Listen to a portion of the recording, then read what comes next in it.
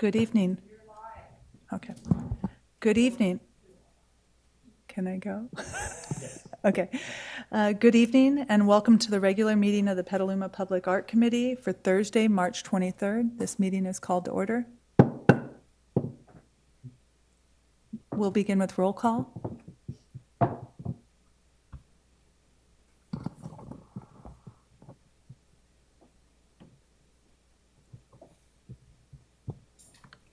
Diggs, Here. Sponger, absent. Abercrombie, Present, and I would like to make a land acknowledgement. Today, we acknowledge that our City of Petaluma Committee work involves the unceded land that is the ancestral homeland of the Coast Miwok people. We would like to express our gratitude and appreciation for those who stewarded and continue to steward this land. We pay our respects to the past, present, and emerging elders and citizens of the community of the Great Coast Miwok. Smith, Here. Cold Iron, Present. Rizzo Simmons, absent.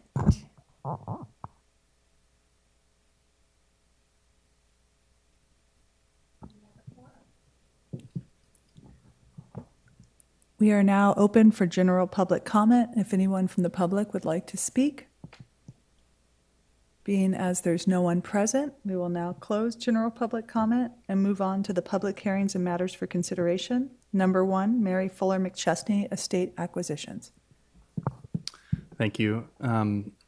Before we begin the discussion on this item, I wanted to let the committee know that earlier this week, I received news that Dennis Calabi, who was supposed to be here for the meeting, suffered an injury that's keeping him from being here. So he's focused on recovery right now. And I touched base with Camille, who is one of Dennis's gallery assistants, and Jeannie Sinella. And Jeannie said she would be here at the April meeting, but she could not attend tonight either. I understand that Dennis has information about the estate and pricing and discounting. And if the committee still wants to have a discussion about curation, artwork selection, locations, that can still happen tonight as part of discussion. This item on the agenda is an action item, meaning that the staff report originally intended that the committee make a motion and vote to move forward with staff's recommendation to recommend approval for spending of $60,000 of the Public Art Fund to complete the acquisition, or start the acquisition, I should say, as that was described in the staff report. But if the committee feels like Dennis's information is integral to making a motion and making a decision on this item as it was originally recommended, the committee may also choose to continue this item to the next meeting's agenda. And the way that that would work is that the committee can have a discussion to the best of its ability without speaking on behalf of the estate. And then once that discussion is concluded, we can take public comment. And then you can choose to continue that item, which would close the item immediately and move it to the next agenda to move that recommendation to the next meeting. So I'll turn it back over to the committee. If you'd like to have that discussion, if you'd like to put a pause on that discussion, we can also continue that. But if you choose to continue the item, I say wait till the very end of the item because it will close it out immediately, if that makes sense. Yes, thank you, David. Would any committee member like to begin discussion or talk about what they think we should do with this item? Christopher?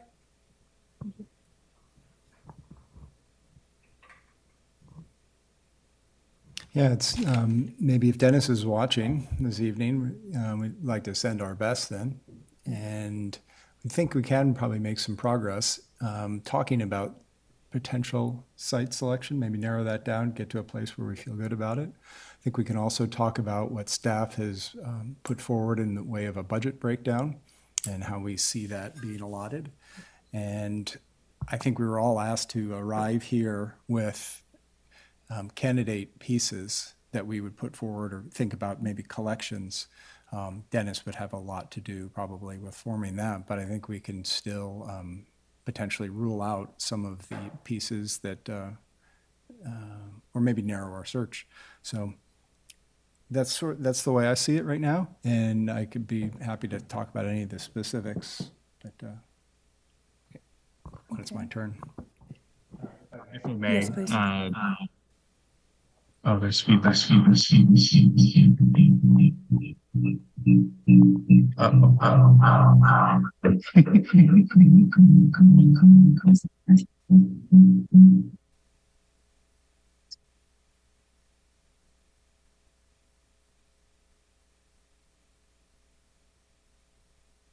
And also just leave the audio on Zoom. Like when you join the call, it asks you, do you want to join audio? Just say. Okay, thank you. I don't know how that happened, but I was going to say I do have, so Melissa did send a few curation emails with images to me last week, and I can share screen if we want to take a look at any of that, if that's helpful. But however I can help facilitate discussion, I'm happy to do that. Yeah, and just a point of clarification with those emails is they were kind of a starting point. Like I wanted to demonstrate how a theme, it's not the sole images I think would be in that, but they were the photos I had that I thought would represent that theme.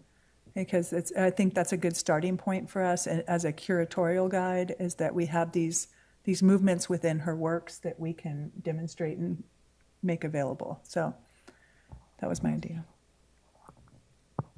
Anne, do you have anything to say about the discussion? I didn't really check in with you.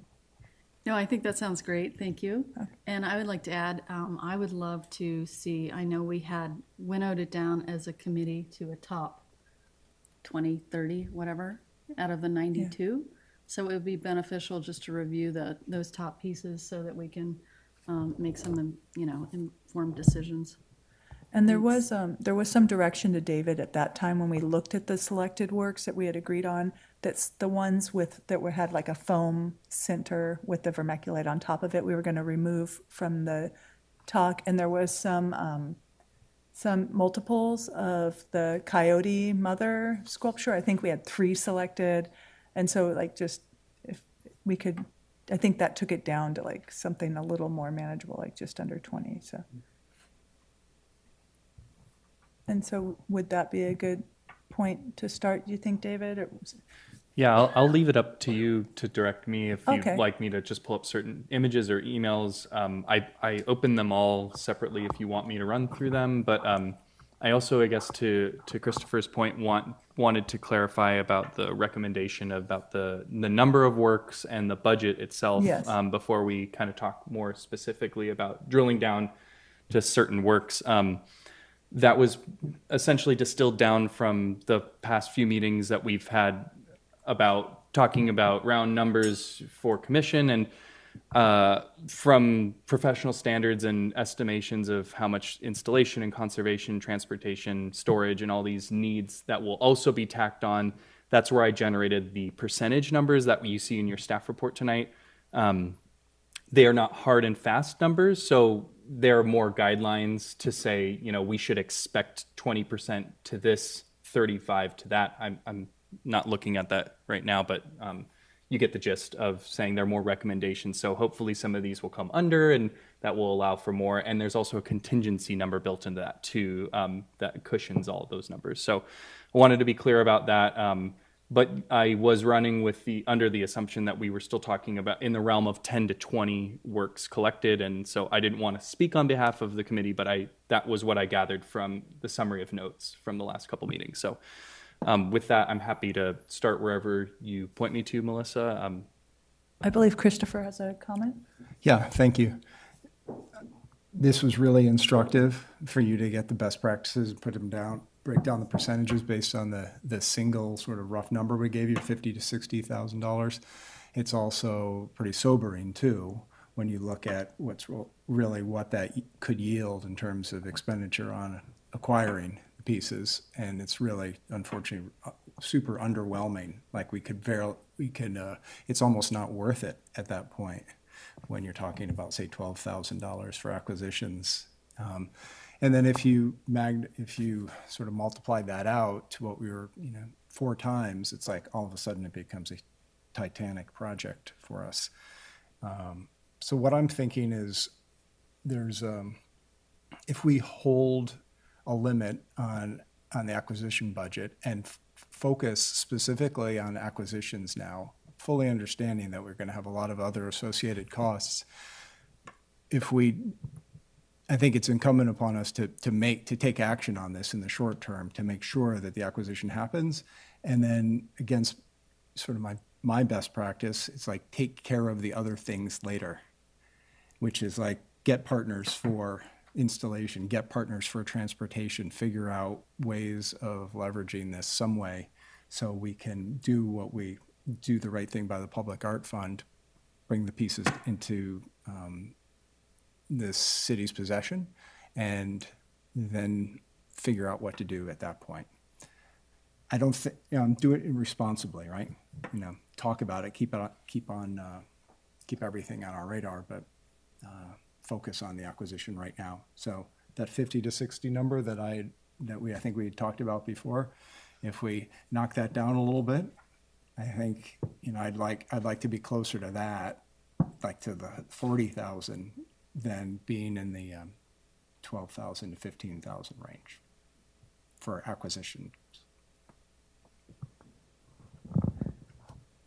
I also get the sense that that's kind of an unknown quantity until we know what Dennis is offering us. So that's the other tricky part of this is like the value amount could feel disproportionate to what we want to buy, in either direction. So it's the unknown quantity. So I think we focus on what moves us for right now.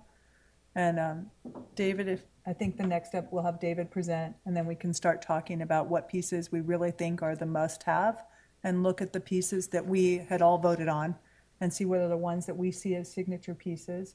And I just ask when we're looking at that we look at what, from a preservation standpoint and what that might cost, we look for the least disrupted pieces. Like if it does have an amount of porousness to it, I think it's going to be more of a restore. If it's got things growing in it, it's going to be a little more of a project. And I think from our own standpoint of what we can spend, I think it would be smart for us to, as we're looking at these pieces on a third, fourth look, that we really look at like the quality of where it's at in its lifespan, so that if it's going to be a tens of thousands of dollar restore, then all of a sudden we've set ourselves back in a really considerable way. And Dennis, I believe, could do some of the restoration.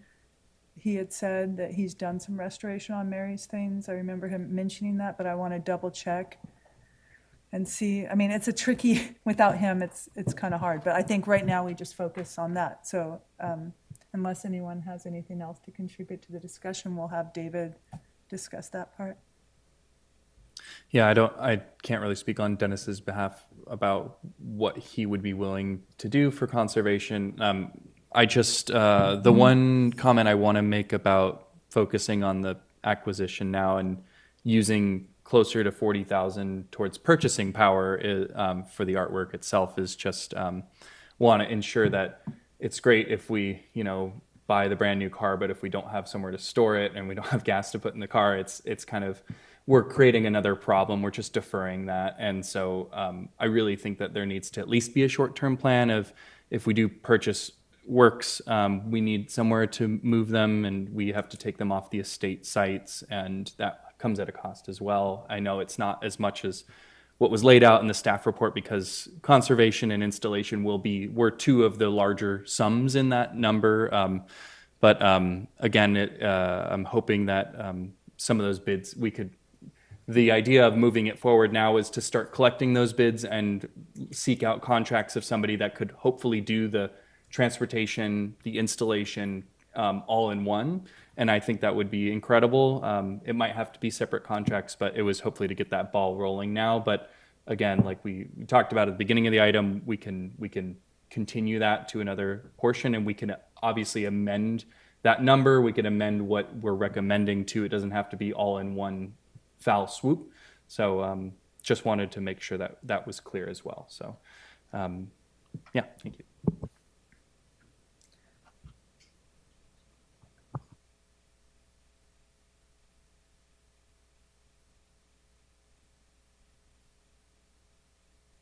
Sorry, piggybacking on that a little bit, I just wanted to say, depending on what sites we locate, some of it may be installed by like it might be a partnership with the library if we chose to put a piece inside. I know there's a remodel slated for City Hall. If we chose to have a piece inside City Hall, it might be a partnership kind of opportunity. Same with Kenilworth Park. If we were to place things in the garden there, we could make it as part of a component of the restoration of the park. So there's a lot of ways I think we could find partners on things. But I think that's also something to, like, if you see a piece that you think, because a lot of them don't feel like they'd be appropriate outside, they're because of scale, theft. You know, I think we should think about an internal means to display some of them. And so I think keep that in mind also. It's kind of, this is a job we haven't had on this committee in my experience. And so I think it's almost a different way of thinking of how do we, it's a gift to be able to put these in certain places. So if we can think about building those partnerships within our discussions in the near future, we'll have a better sense of what we can afford to do with install. David, did you have any other things you'd like to talk about from your report that you think would be relevant to this conversation, or do you think we should just keep the discussion going? I think you can talk about sites and Okay. specific artworks now. If unless anybody had other thoughts, I don't have much more to share in terms of logistics and moving forward with the item.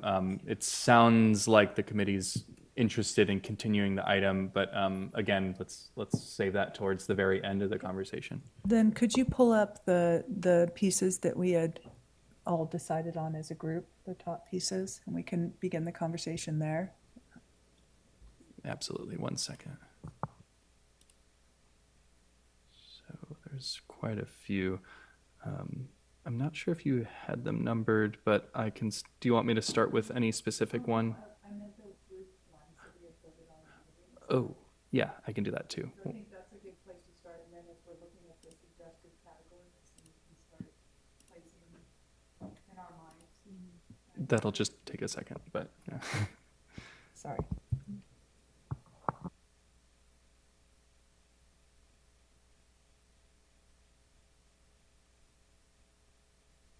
And just to clarify, we do not yet have any sort of indication of cost on any of these pieces, right?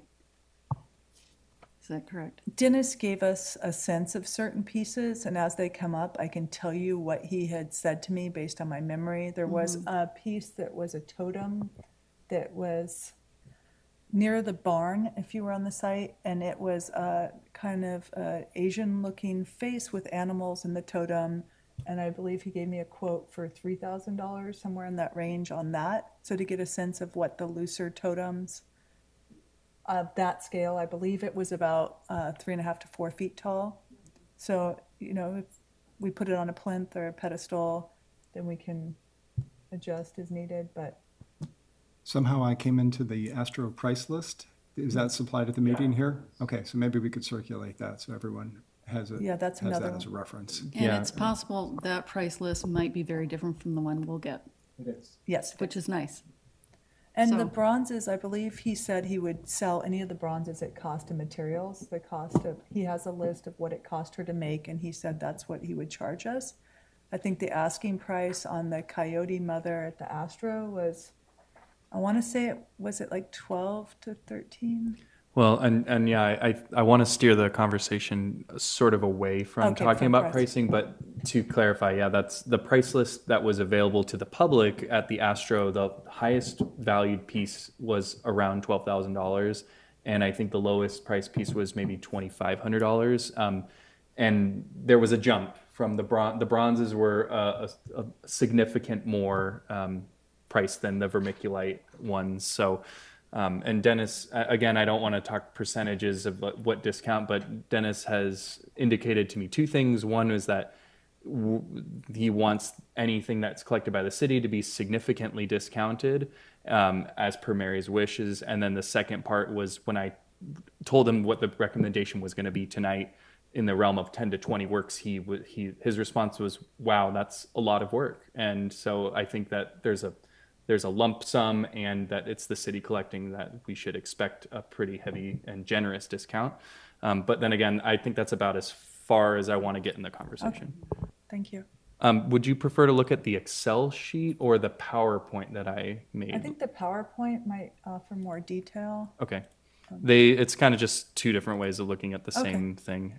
Whatever you have most accessible. I have them both. So here's the, and I'll just move ahead. Oh, so these were the top scoring ones of a total of 17. And I think that none of these have the foam with the layering of vermiculite. Yeah, and so the DC 14 and JS 6 are both bronze, just so everybody knows.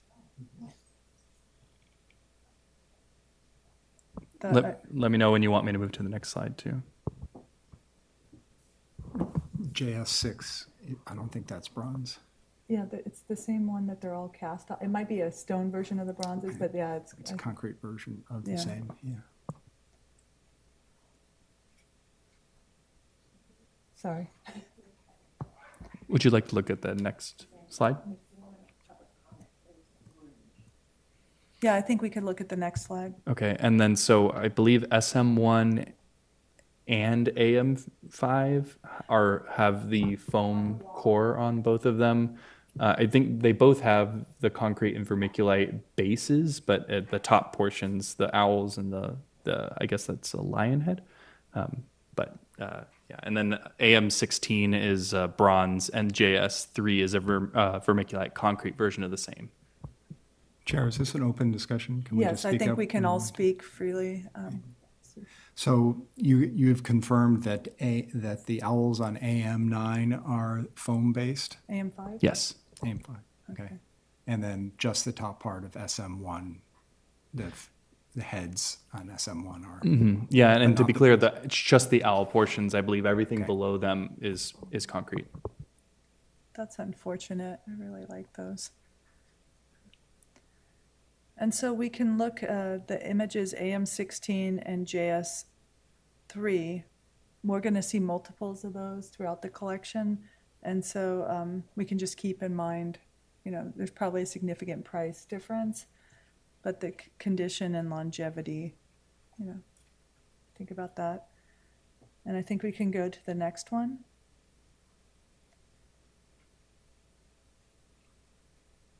So the image that I had been talking about previously with a quote from Dennis was SM25.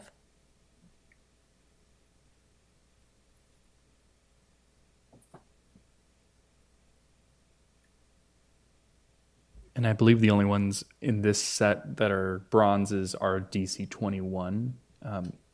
I believe I could be mistaken about No, that. those were, yeah. They those were? Okay. Yeah.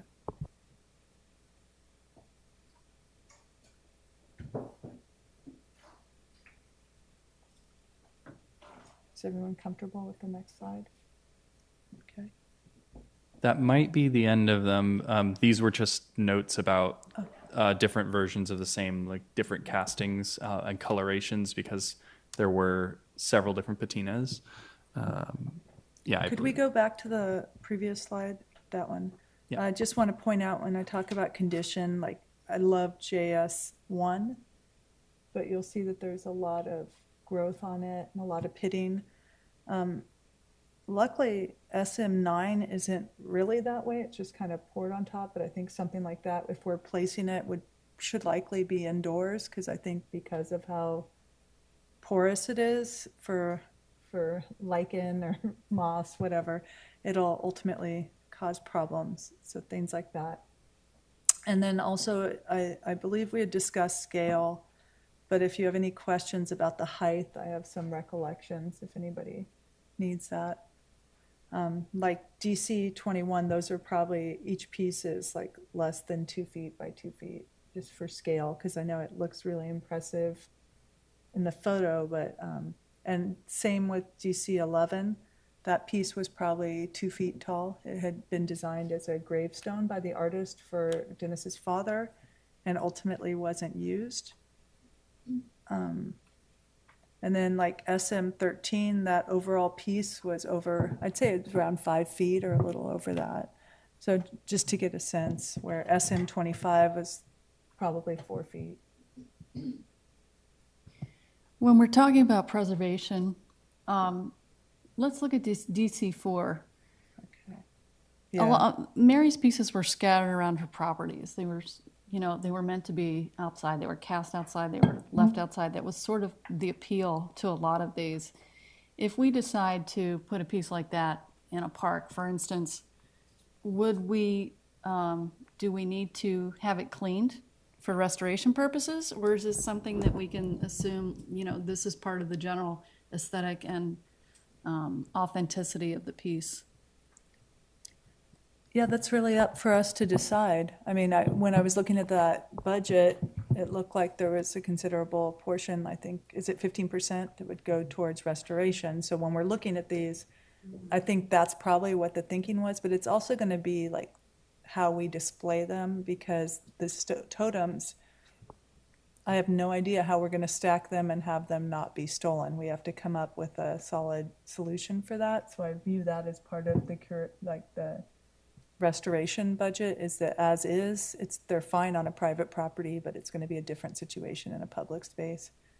Yeah, and just to comment on that too, if you've been to the library and the children's garden, that's kind of how they wanted the works displayed, was with the natural lichen and growth on there, because they are being climbed on by children, and that was kind of, they saw it as inherent to the piece and really core to, its personality. So I think Melissa's right. It's totally up to the committee if they like that, and that can be a conservation effort to remove all that. Yeah. So it's probably something we'd decide later if we thought that was a priority. But at this point, perhaps it's a good place to start that, what do we see? I guess you have, how many pieces are in this selection? Like on There's this one, 10 total on this slide, and then there's 6 on the one before that, 5 on the one before, and these were the top scoring ones, so that's a total of 21. So if we can go back to the top scoring page, I think we all were in pretty serious agreement about acquiring the Coyote Mother. I believe that's what it's called. It's in the first slide, DC 14. So we know that these are all pieces we want represented. The SJ7 is a much smaller piece again. We're looking at maybe a 2.5 foot tall sculpture. So while it presents in the image, when we think about placement, these are very theftable pieces. And we'll see when I bring up the collection idea later that animals is a category.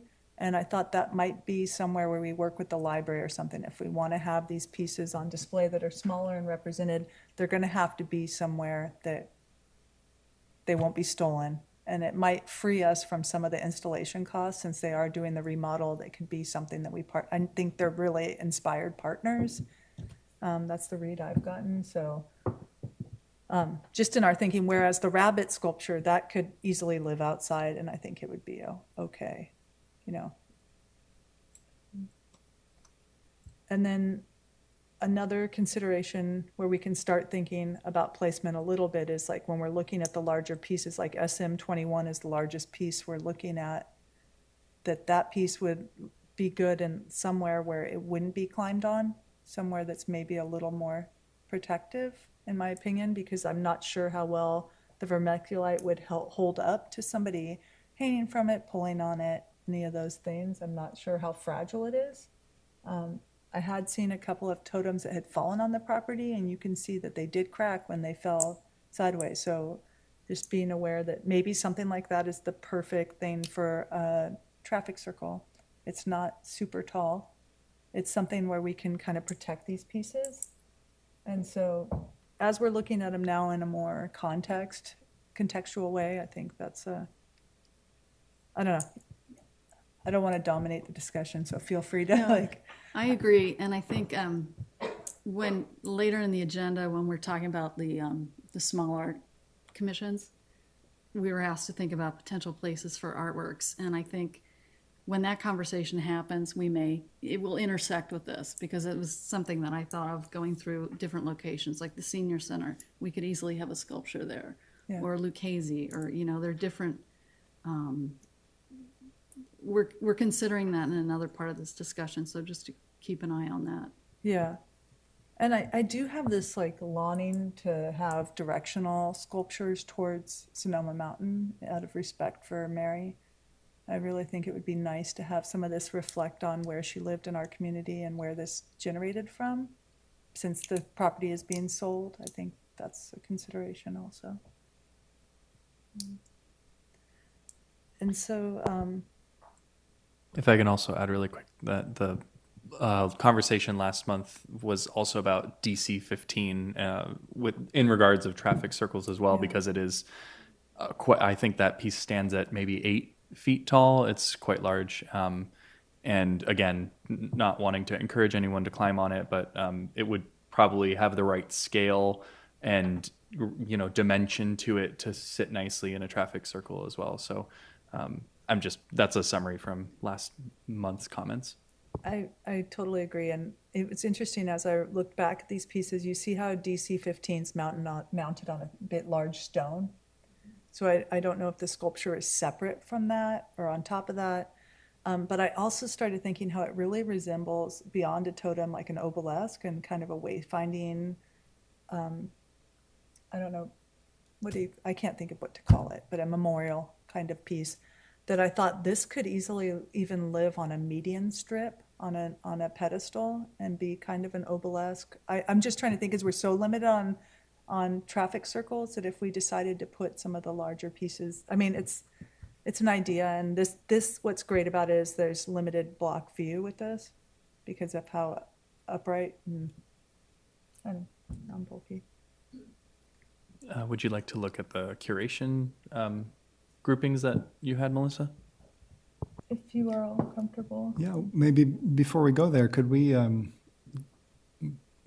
don't know, we have 4 people here on the committee, stand behind or reject some of these. We do have duplicates, right? So I think the more my mind works, the more we can edit out, the clearer things become. Yeah. So we're talking about editing out at least one of the ones on the right of the page there, JS.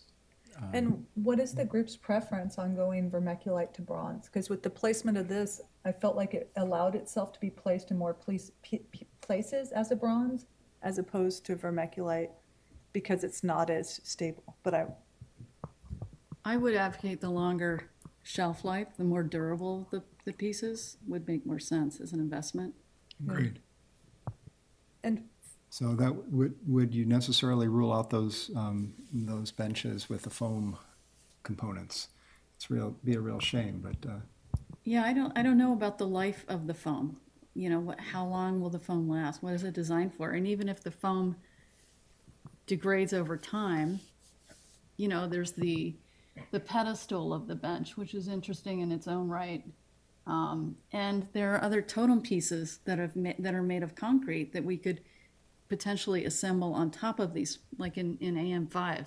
A lot of her pieces were very manipulative. It was almost like you could, it's like a kit of parts. You could take one piece and put it on a different piece. So there's that interest to all of these things. And I would think that if the vermiculite over time, deteriorates, then you could use one of the concrete pieces as a replacement. well, another side of this too is we can look for locations with an eave or indoors, because I think it's just a really cool bench. I love the lion heads, but they were already picked at and worn in certain areas, so you could kind of see what they're old foam hunting mounts that you would like put a skin over, and so just so you know what they're made of. It's not like a styrofoam; it's like a hunting mount. And so it wasn't designed for that. So I don't know how it affects like the moisture that's held inside of it too. I think that might, if it's constantly in a moist place, where this AM15 is in such great condition. I've sat on it, I've been around it. I know you have too, Chris. And so something like that could be really wonderful in an indoor space if we knew of, or even if you think of the library with where the bike locks are, if they had space under that covered area, that would be fantastic. And there's also a covered bench area opposite that's in the fairgrounds parking lot. So there are places we could look for that. So it depends on what you guys are feeling a priority, but I think like that shouldn't, and that kind of condition, that piece maybe would, it's huge though. It's probably like 7 feet long. So it'd be something we'd have to talk to a partner about because that's some real estate. But definitely, I think SM1 is out of the conversation. And if we could take JS3 out, I think. And I think we had something very similar on the first page. The first one, DC14. I think that's part of the same series. Could we go back and forth? Because Yeah, I believe AM16. I have a side by side up here. Okay. Yeah, so these were all in the scoring: DC14, AM16, JS3, and I believe the two on the left are both bronze, and then the vermiculite's the last one. And part of looking at these pairings, if money was no object and we could move these, I think they'd be killer gateway pieces, like on either side as you enter into a space. That would be amazing, but I don't think we'll have the budget for that, but I just, yeah. So so SM1, we know the top is foam. Are the bases foam as well? No, the bases are concrete. Okay, and so I think committee member Diggs was talking about potentially swapping the foam heads for something else. So I would encourage us to pursue all of the benches, these as well as the ones that were sort of grown over on Sonoma Mountain, and ask and really rely on Dennis to say what sort of alternate pieces could come together if need be in place of some of the foam components. Well, also just totally based on how they're constructed with the pole in the center, and they're kind of like these modular pieces. I think some of these may not be exactly designed for that, but DC11 and SM9 certainly are the right size to sit on top of one of those benches. Potentially, I don't want to try and force that either, but to my mind, DC8 is the right scale for that too. MS1, the writing is like printed on some kind of material. It was like a board, some kind of board, you remember? And I think it's French. I can't remember what it says, but I believe it's in French. Anyway, just so you're aware that there is words on it, and I'm not sure what those ones are. And then I think like the condition of DC8 is pretty deteriorated, but I think if we include that in a library kind of animal kingdom collection, that might be cool, because they already have the lion piece indoors. But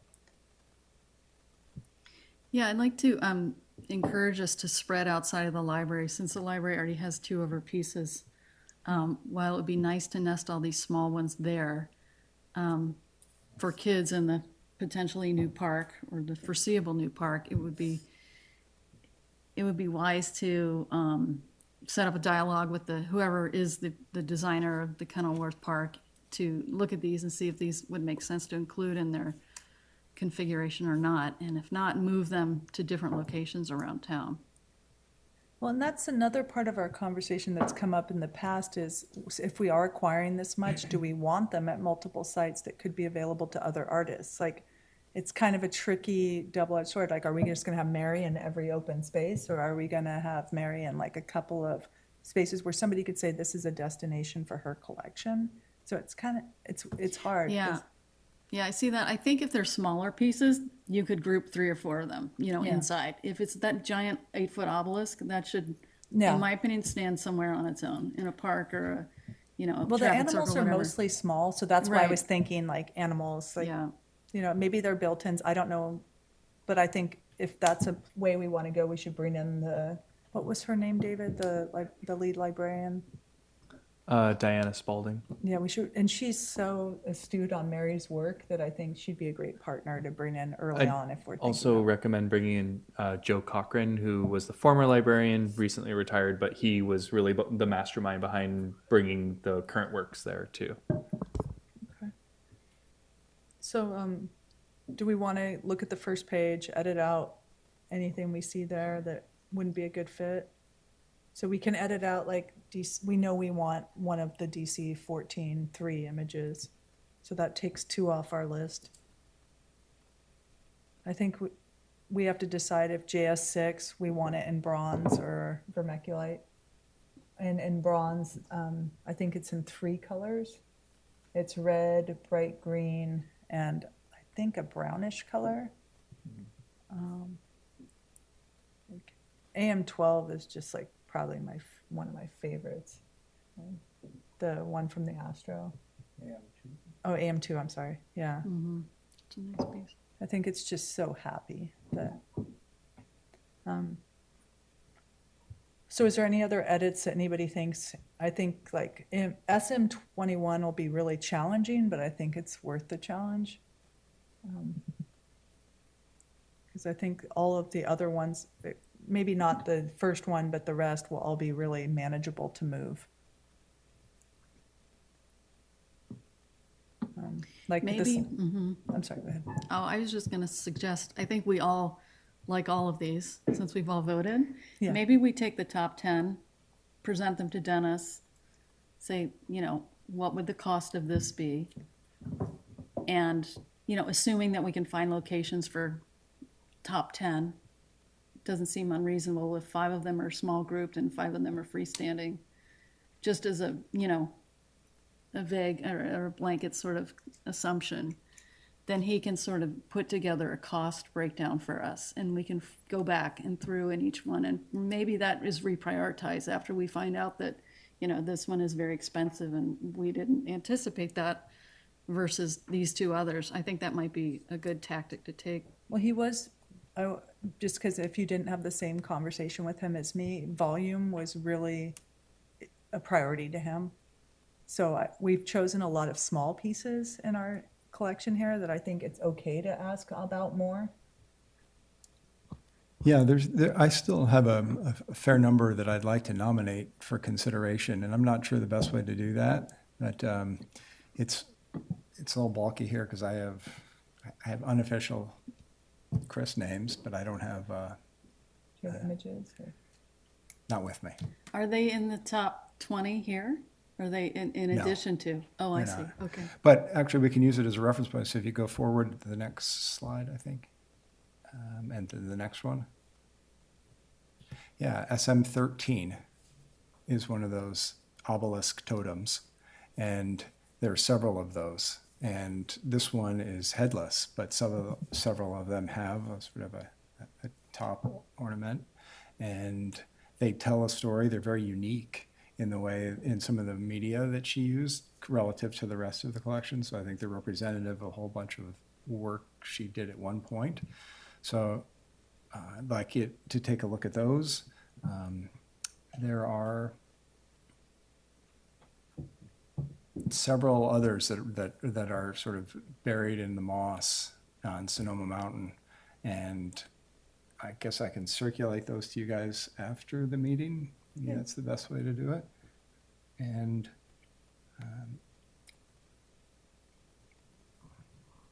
And I think I've had some discussions with Chris about some that didn't make the cut for whatever reason that I really think are valuable to the collection. Well, I feel like now would be a good time to look at some of those emails because that we would see a few works that didn't make the cut, but Yeah. might guide like your thinking of mythology and animals and making those groupings. Yeah, so the categories I was looking at were like animals, mythology, large scale, because the large scale ones are going to be probably the most problematic for placement or whatever. But and also I think it's a high priority since we have the opportunity to get something of Robert's. I just think it's a very, like, while we have this opportunity, I would be really not content with the project if we didn't try to acquire something of his. This is our chance, and he doesn't make a lot of things that could go outdoors or be presented that way. So to have, before they sell the property, this would be our one shot at getting something that might be in condition to be outside. I'd agree with that. I'd also suggest that some work to be considered would be her tributes to him, 2 of which were on the property, and none of them made the final cut. Neither of them made the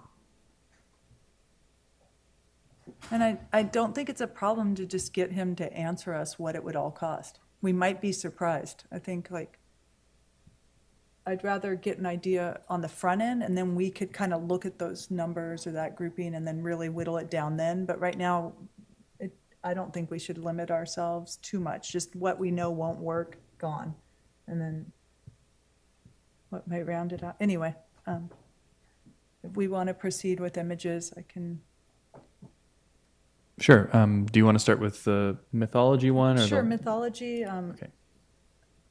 So I think we need to find out if the El Perro del Diablo is foam. I don't think it is, but we can ask Dennis about that. And if anybody's interested, if it's something that doesn't make people feel like it's part of the collection, let me know. Like, let us know. We can have a discussion about it. But I think why we didn't probably vote on it is we didn't have a good image for it in our first round, so it was hard to know.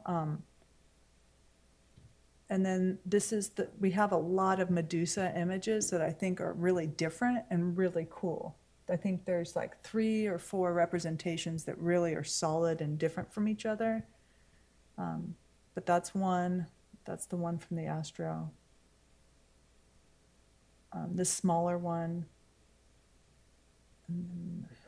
That's it. That's Okay, it there for is this one group. more other one that's on the site, but this was kind of a starting point, like how we wanted to.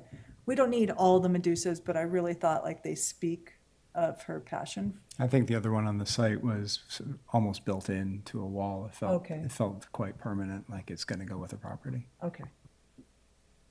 But even if we collected, like the Astro one is probably the highest priority to me on it, because it was on our list. That's it. And then the one above it. Is it that? Yeah, that might be the reverse side of The a building. component of the larger Medusa wall. Okay. Could we scroll down a little bit, David?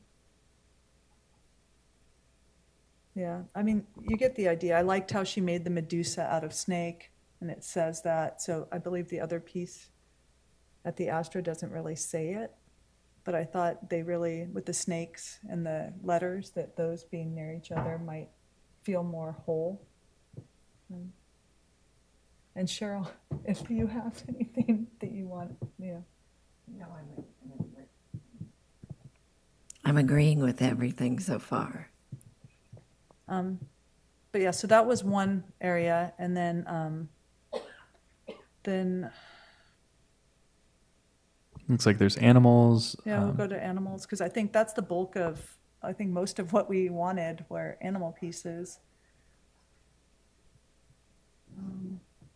So that's the same one that's in our collection. That's the same. That's the coyote mother. I thought that might fit in like her. It could go either way because it's almost like another mythological, feminine mystique, political piece, and we don't have anything like that. And that was on our list, I believe, or it was. Yeah, I think this was the same one that Christopher was pointing Yeah, out. is that the same one? And it's just missing the top part, so that's an opportunity there for us to like find another piece on the site that might work with that. But just the idea of like creating an animal department where we're really doing that. And then that was one of a lion with its tongue sticking out, and I really think he said something ridiculously low priced on this, but I don't want to quote it exactly, but it was like, it was pretty cool and it was just fun, and then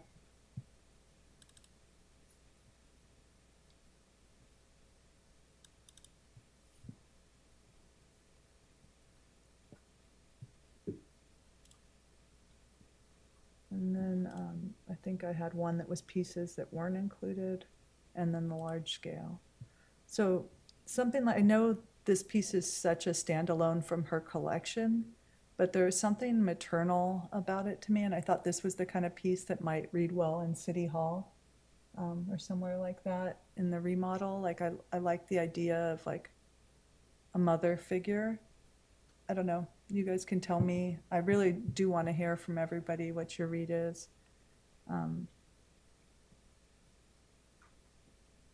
I like that piece because it's a different style of hers, and it probably, I don't know what period of work it came from, but I like that it's either an evolution of her work or sort of the forecaster. So I think I like this from an historical perspective, whereas I feel like, you know, a lot of the other pieces start to look so similar that I like the departure here. I'm glad to hear it. And I know that it's part of, I believe he said, a forecast series that was a reflection of the artist she was hanging out with or influenced at the time. I think it was like earlier on. And so it really looked like her influences, her outside influences at that time as she was growing her own artistic language. But he also has one for sale. This one was in his studio, and he has one in the gallery, and I think there's a couple other more out there in collections. But for scale, I think it sat about 2.5 feet wide. It was like definitely a bust kind of thing, but I don't know. It made me think of like Helen Putnam and like the native mothers of our area that kind of shepherded, that I thought, I don't know, maybe I'm reaching there, but I just love the idea of that being in leadership, or because it's going to have to be placed somewhere where it could be outside on a pedestal, but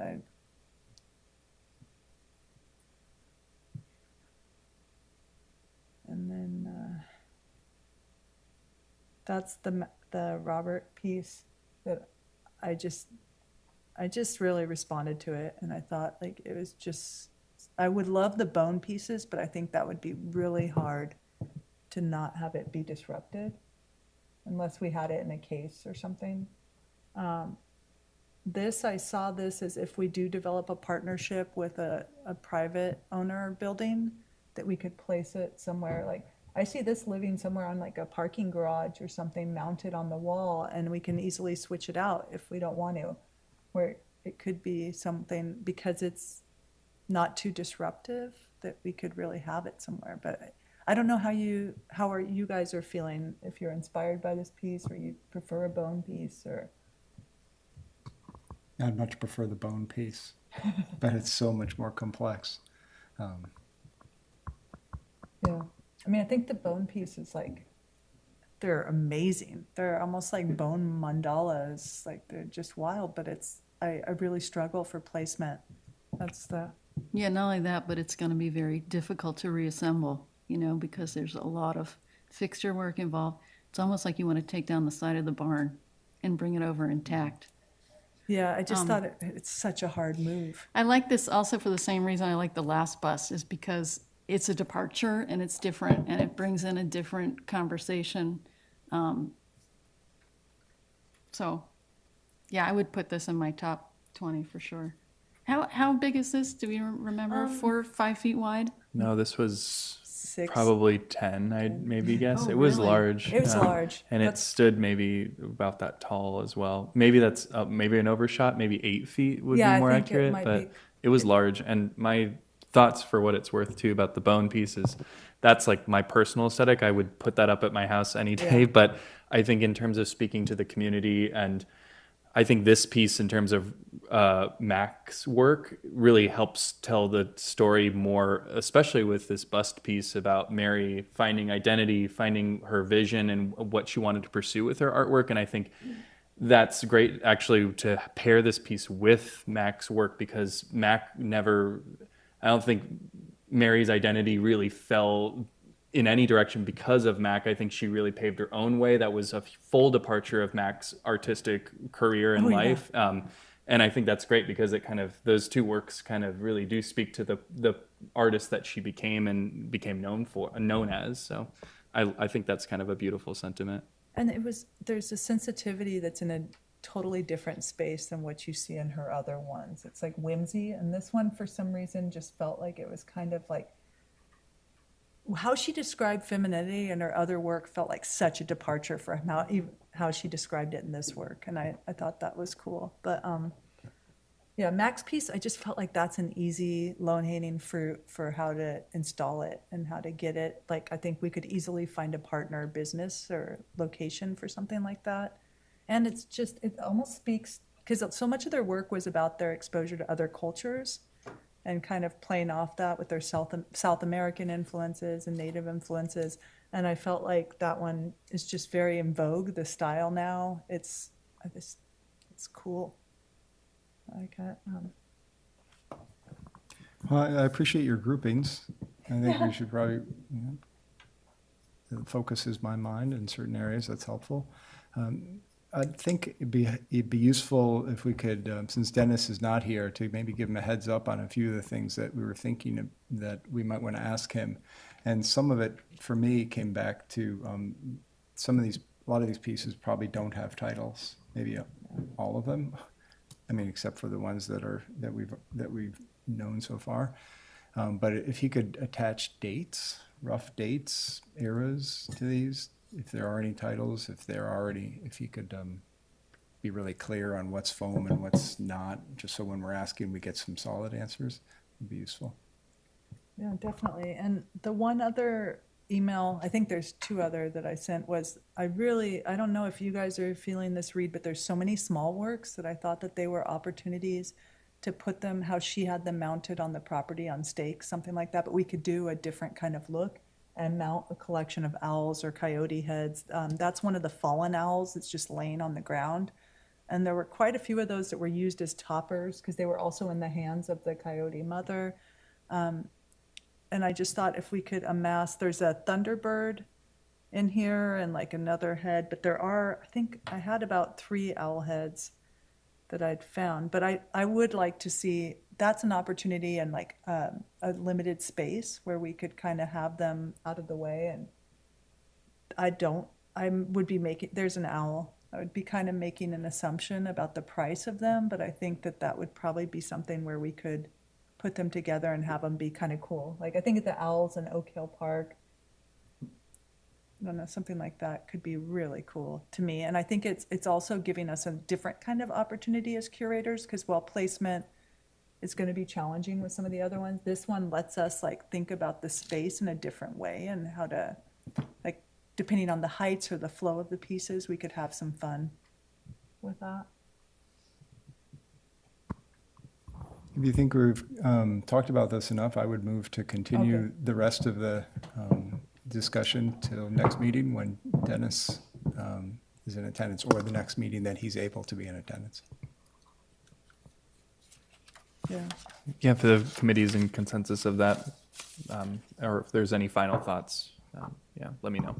And I think if we could provide our lists to you, if there's any other things anybody thinks is missing, let's just get them to David, and maybe Dennis could zoom in with us at some point or have a conversation if it's going to be challenging, depending on where he's at. We may not get him for a while, and I don't want it to delay our ability. We've got her for our last meeting next month, and I'd really like her opinion. And anyway, Chair, if we continue, then we should vote on that. okay. Continue. Would anyone like to make a motion? I move to continue till this item till next meeting, or the meeting that Dennis will be available. Okay. Okay, Second that. okay. Do I have to gavel it? Well, I'll do the Okay. roll call vote. Diggs, I agree. Sponger, absent, Abercrombie, I agree, but I just want a clarification if we're waiting until Dennis can come back, or if we're gonna maybe just find a way to hear from him.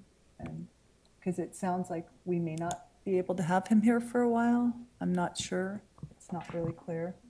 We will have Jeannie at the next meeting, and I'm hoping I'll be able to converse with Dennis as well, but we can, if we don't have enough information at the next meeting, we can continue it again.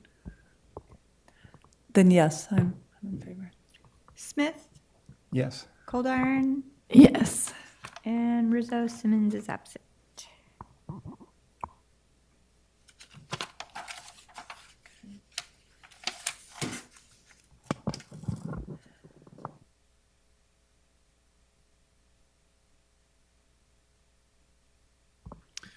Right. So this in your packet is the Q2 budget report for fiscal year 22-23 of the Public Art Fund. I don't think I have much to highlight on this report other than anticipating incoming funds for the current quarter, Q3, from Amy's Kitchen and possibly a few other projects that were labeled on the income portion of the report. And on page 2, we have showing the committed funds. I put the Small Artwork 2023 and the McChesney acquisition as they were written tonight, just for planning purposes. I want to be clear that those are not approved projects. They were purely for being able to see a full picture of active projects and kind of things that are in the pipeline. So I just wanted to make sure that was abundantly clear, but that's all I have for this item. And as usual, I'm happy to take questions if there's anything that needs clarification, but this item doesn't require any action or approval or motion. Thanks. Excuse me, we have to go back and open public comment for the previous meeting. Open and close. Sorry. Thank you. Would anyone like to I'd like to open public comment if you'd like to make a comment about the Mary Fuller McChesney item. And please step to the microphone. You have 2 minutes. Okay. Could you tell us your name? Yes, my name is Anna. Okay.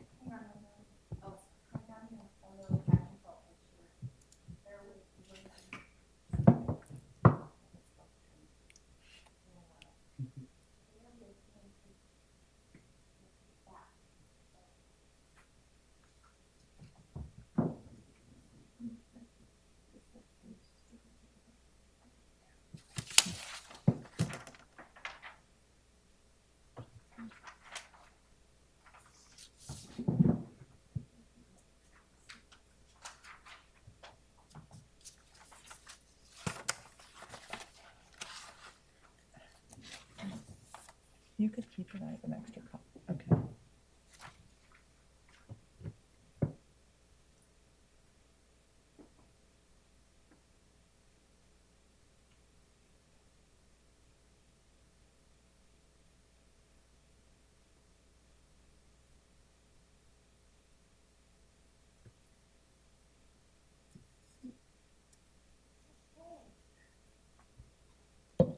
And if you could state your name, please, and you have 3 minutes to make your comment.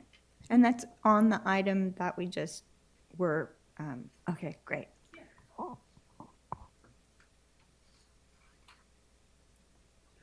Yes. My name is Anna Simpson. I don't actually know much about the artist Mary McChesney, but I have seen her work in that library. I'm just excited that you guys are acquiring the works. It sounds like it's going to happen. I'm not clear. I'm just learning about it, but I'm just in support. How about that? Is that enough? Thank you. Okay. And I really love the animals. Big fan of the animals.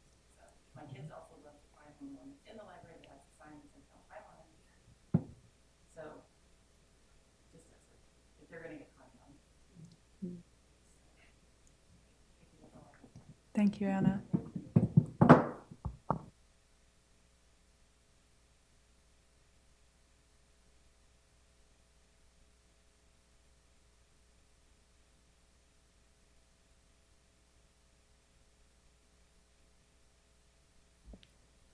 Are we okay to move on, Evelyn? Okay. So I think that was about all I had to say on the item. But as normal, I'm happy to take any questions if folks had questions about this item.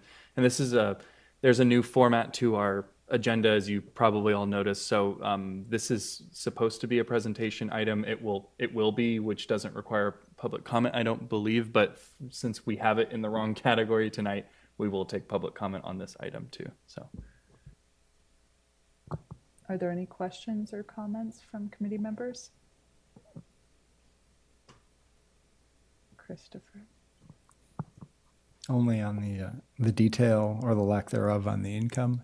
I don't know. Did you cover that in your opening remarks, David? I just mentioned that there was a billing error with Amy's Kitchen last quarter where they were billed the wrong amount for their public art requirement. So that's anticipated in Q3, which is the one we're currently in. But we haven't had any. We're not. Those are projects under the developed projects for potentially adding public art income. Those aren't committed to the public art requirement. They still have the option to doing their own. But I have met with most of those developers to talk through what that looks like, what it would require to do a project on site, and what that process looks like. And then also, all these developers do have the option of, I'm going to make up a scenario here. Their public art requirement is $20,000. Let's pretend. And their project only costs 10, so they can pay the difference of whatever they don't decide to pay in terms of a contract and installation and all that for an artist contract. They can pay the difference. So I just wanted to take a moment to enlighten you all to that option.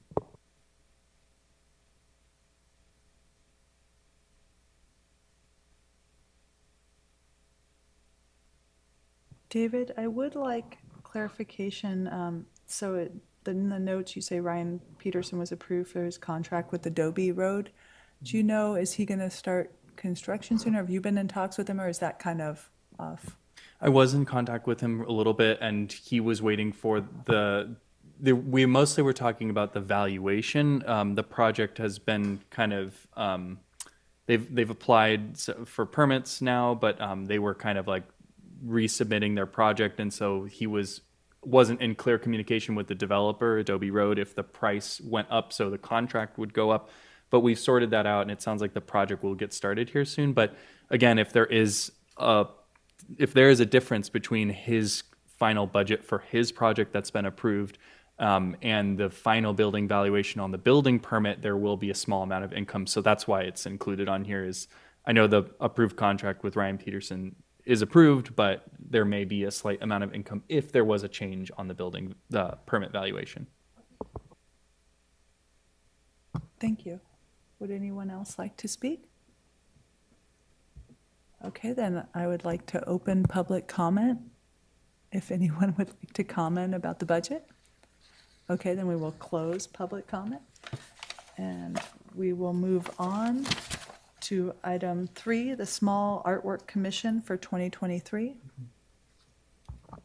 All right. To introduce this item to the public, this is an ongoing discussion about the Small Artwork Commission 2023 request for proposals and possible selection of project locations by the committee. So to summarize and recap where this project currently is, from our last meeting in February, the committee discussed prioritizing locations that were included on a list of collected potential locations for public art, and that's been since updated and included in your packet tonight to include a couple more. Melissa proposed that each committee member take another look at the list, and using the notes from last month's discussion, that they select prioritized sites that staff can then take to department directors in the city and possibly other CCBs to vet those sites for eligibility. And then, as recommended in the item staff report, staff would encourage the committee to select one or more locations for staff to vet and then rank them, as well as top choice, second, so on. And then from this, staff will come back in the April meeting with responses from the city departments about considerations and eligibility and everything that goes along with that can be included in the upcoming RFP. So then at the same meeting, potentially the committee could approve a site and direct staff to publish an RFP if they choose to do so. And if that's clear, I'll turn it back over to the committee for discussion. Would any committee member like to open discussion?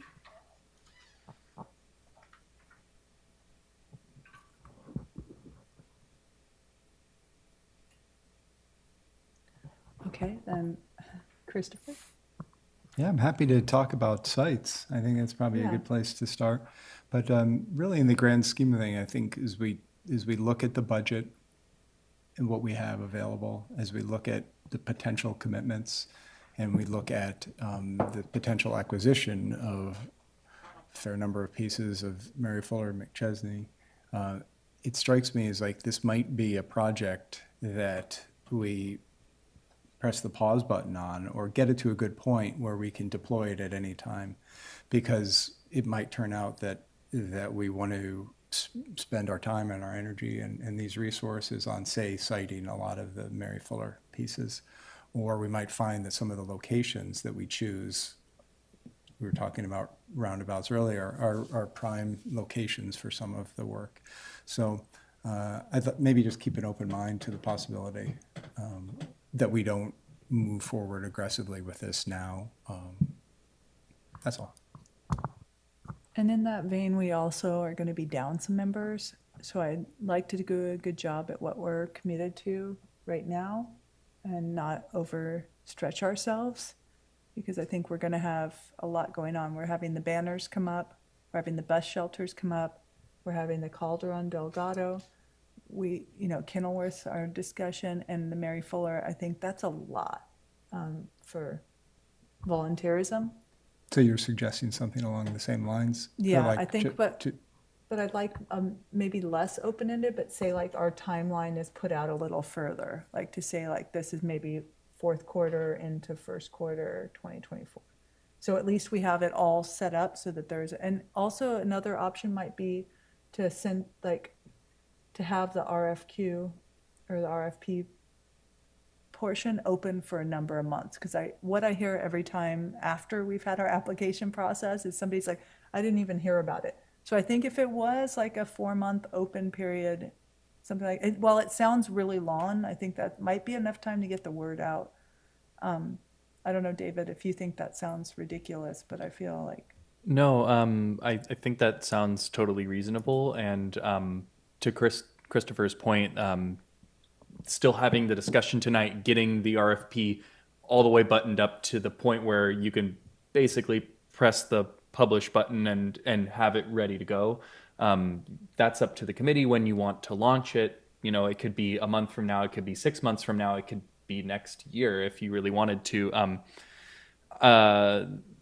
I think that our last round of this received, I think, close to 40 responses from applying artists. So just to give you a number of where we were at, and I think we were open. That was open for close to 60 days, maybe a little bit longer than that. Yeah. So I would just be hesitant to keeping the opportunity open for more than 3 or 4 months, just because people who apply in the first month, artists work contract to contract, project to project, and we wouldn't want them to be overcommitted and our top selection be then committed to another project. So that's my only warning, but it's completely up to the committee if you want to. We don't have to move forward with it at the April meeting. That was purely kind of the next step in terms of phasing.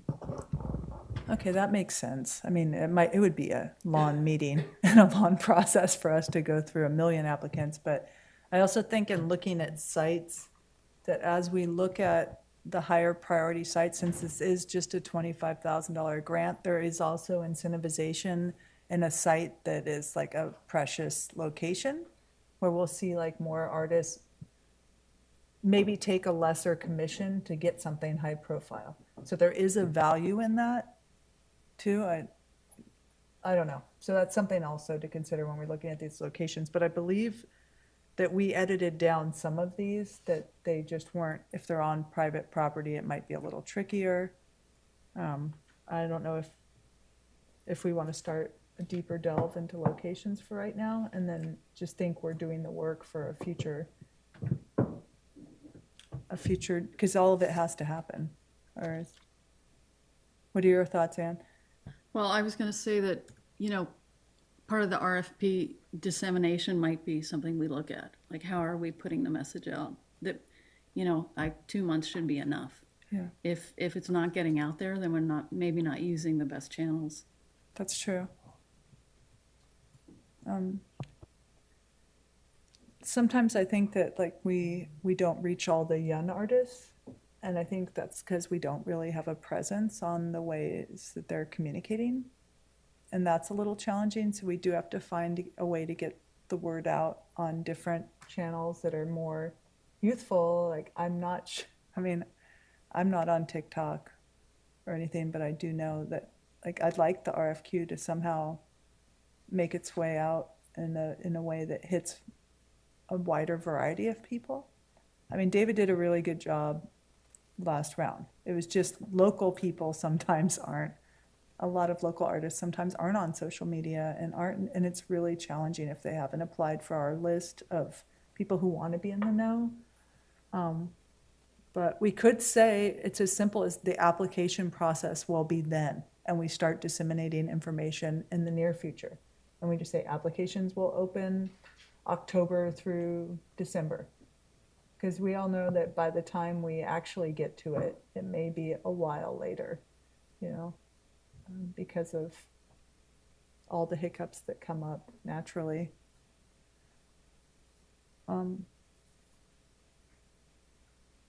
But yeah, I know last meeting we discussed possibly like 2 sites so that there was a variety to what we could get for us. That's staff's recommendation.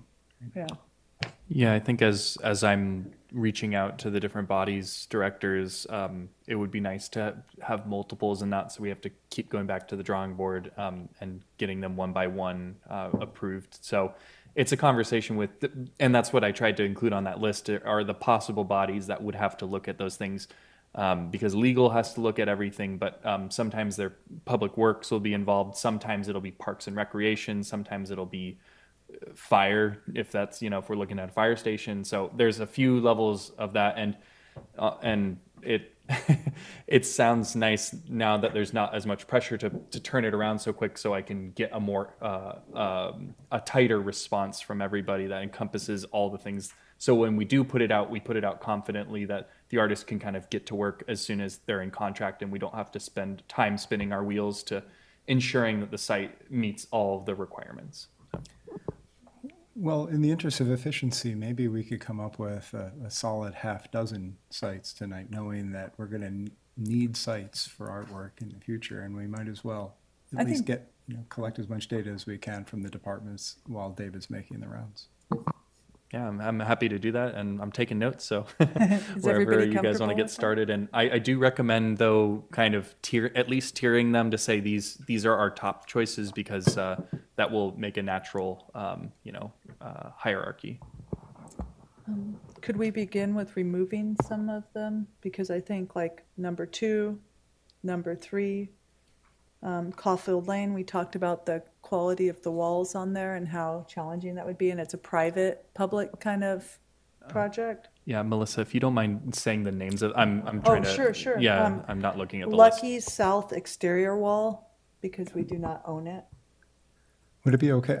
I think the idea of the chair going down the list and really making her call and then having us dissent would be good, so you could just guide us Okay. through it. Okay, Kenilworth Teen Center, I saw that as a high priority, but we also are putting a lot of investment in there. So I would like to make sure we share that investment in other spots as well and use this as an opportunity to revitalize deadened areas or areas that lack a human perspective, really. So to me, that's it's a very high priority, but it's maybe not in this round. And that also is a spot where something like Robert's piece could land. So Lucky's, is everybody thinking that way, or what do you guys, do you have a similar thought on Kenilworth? Yes.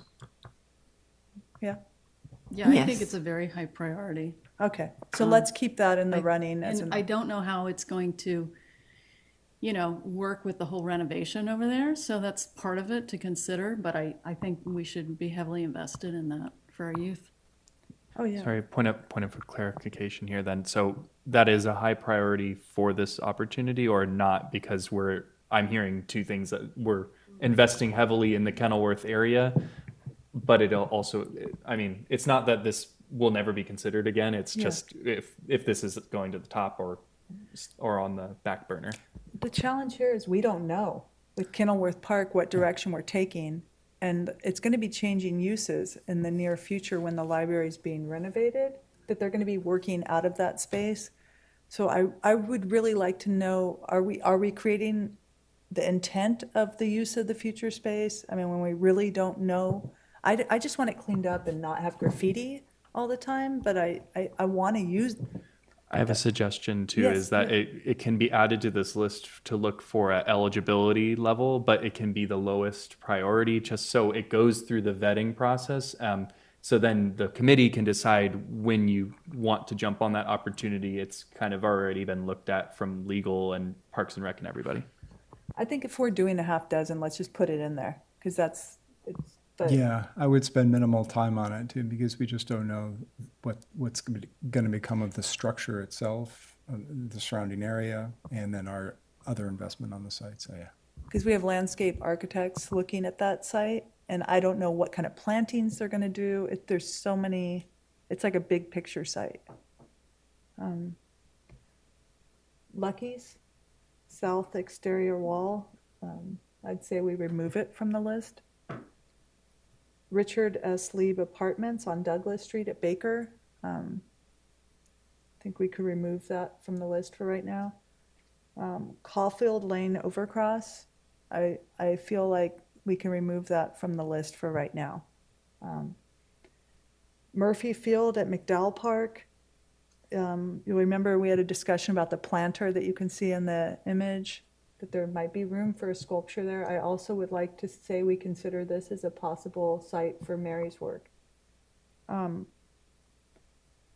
McNear Park Snack Shack and Bleachers.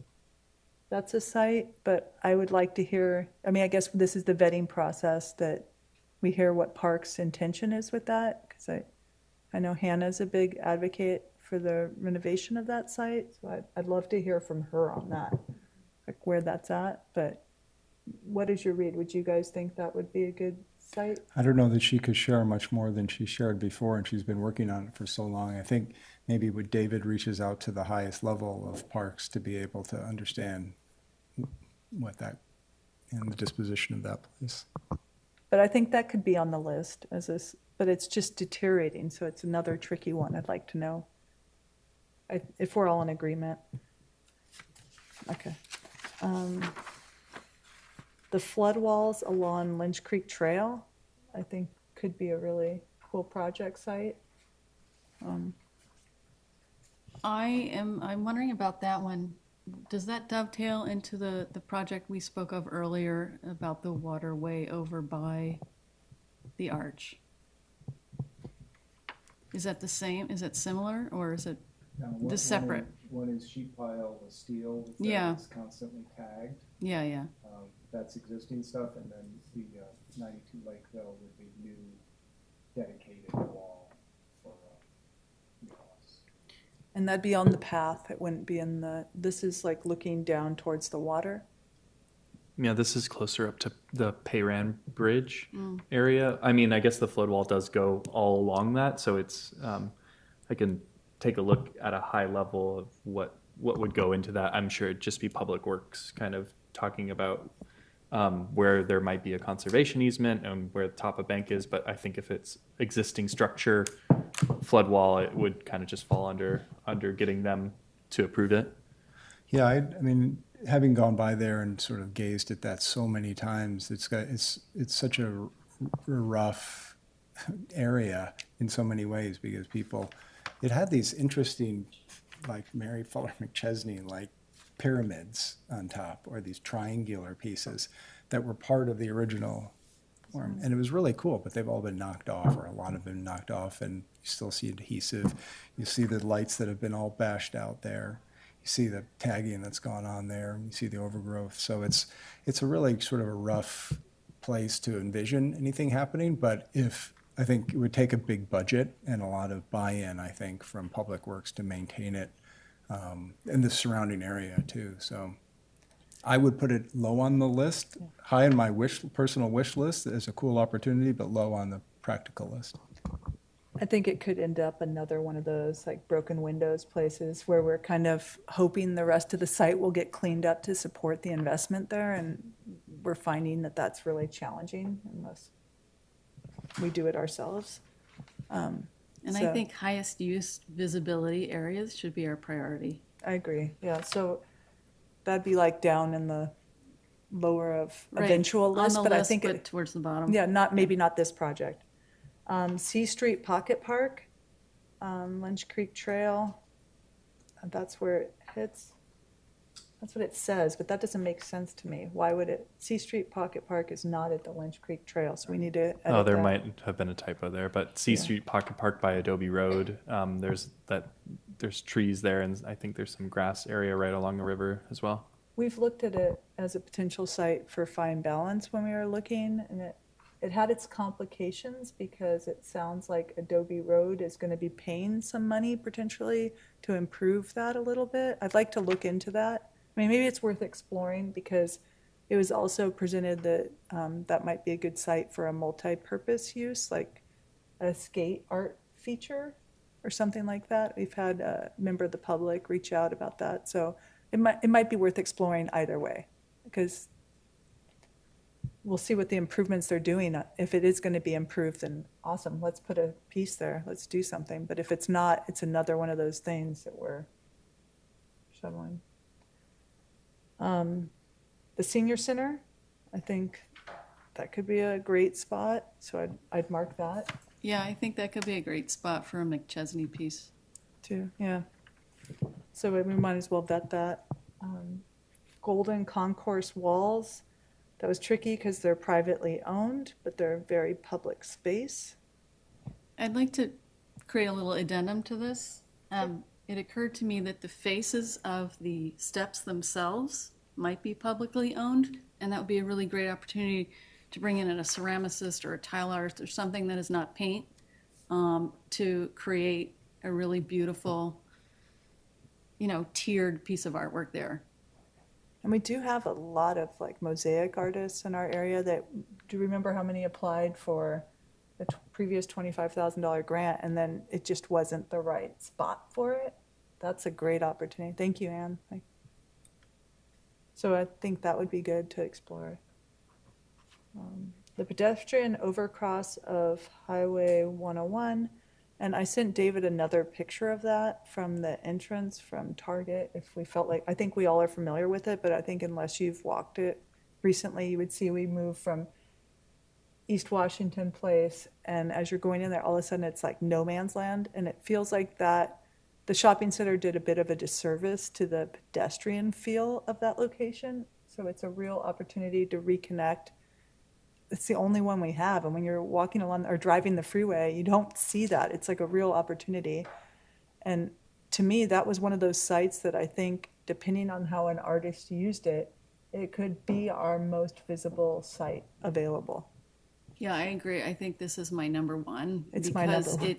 it's a, potential beacon for anyone coming up and down 101 to, hey, check out Petaluma. It could bring traffic into town and bring money into town. So, It could be amazing. if Caltrans can get behind that, I think that would be really phenomenal.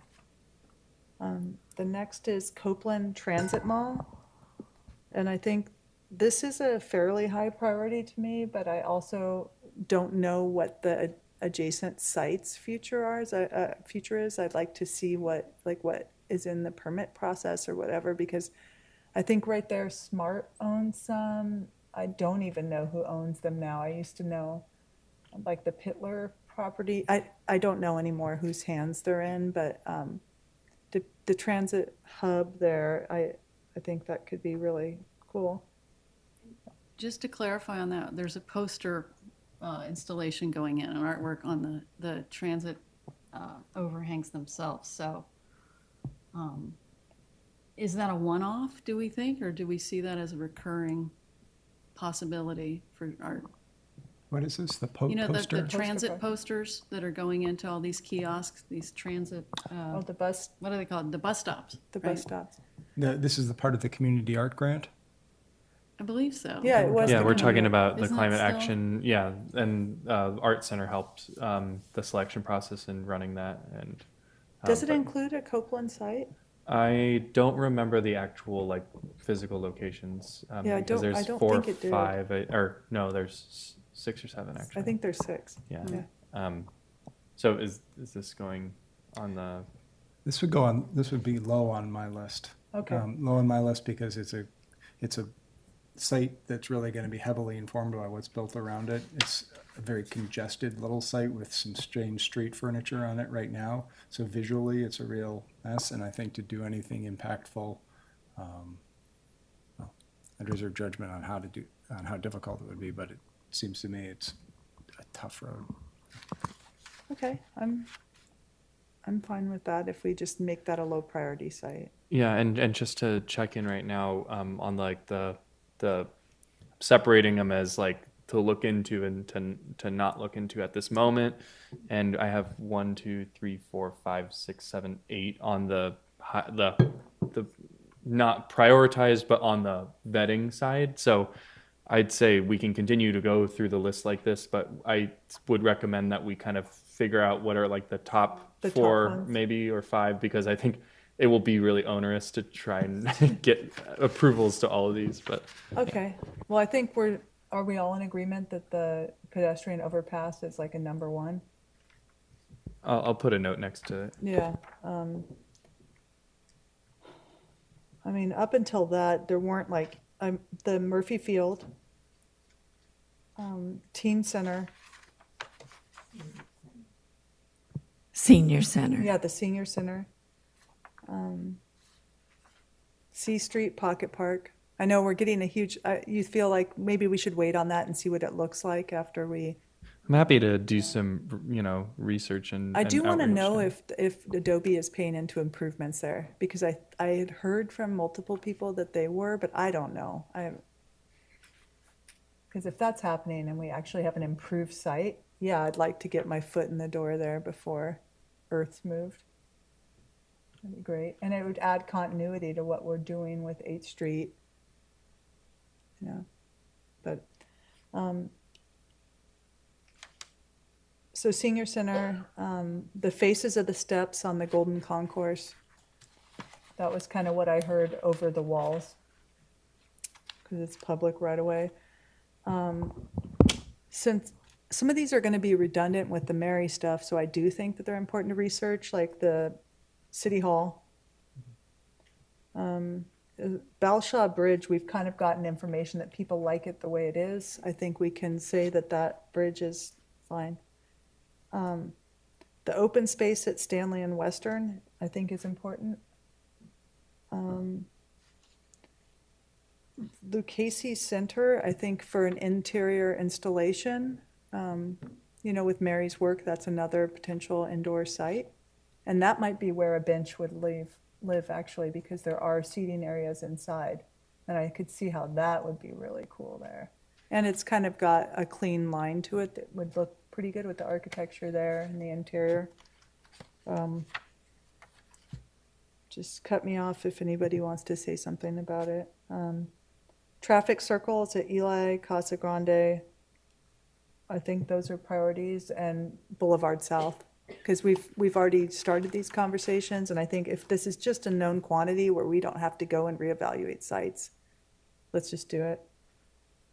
Those ones might be more specific to certain artworks, because I think it'll be hard for traffic engineers to say it needs to be within these dimensions and not have these colors and all But we're this. going to need that for Mary's work anyway. So it seems yeah, I can still look into who would be the right people to be in touch with, but it might boil down to here's the work. So it might not, in the scheme of looking at small artwork, it may or may not be the best locations to kind of offer a blank slate to artists to kind of approach the traffic circle as they see that they want to. But once we have identified certain Mary works or other works in the future, we can know what kind of goes into vetting them. Okay. And with that is also the Sonoma Mountain and Corona traffic circles.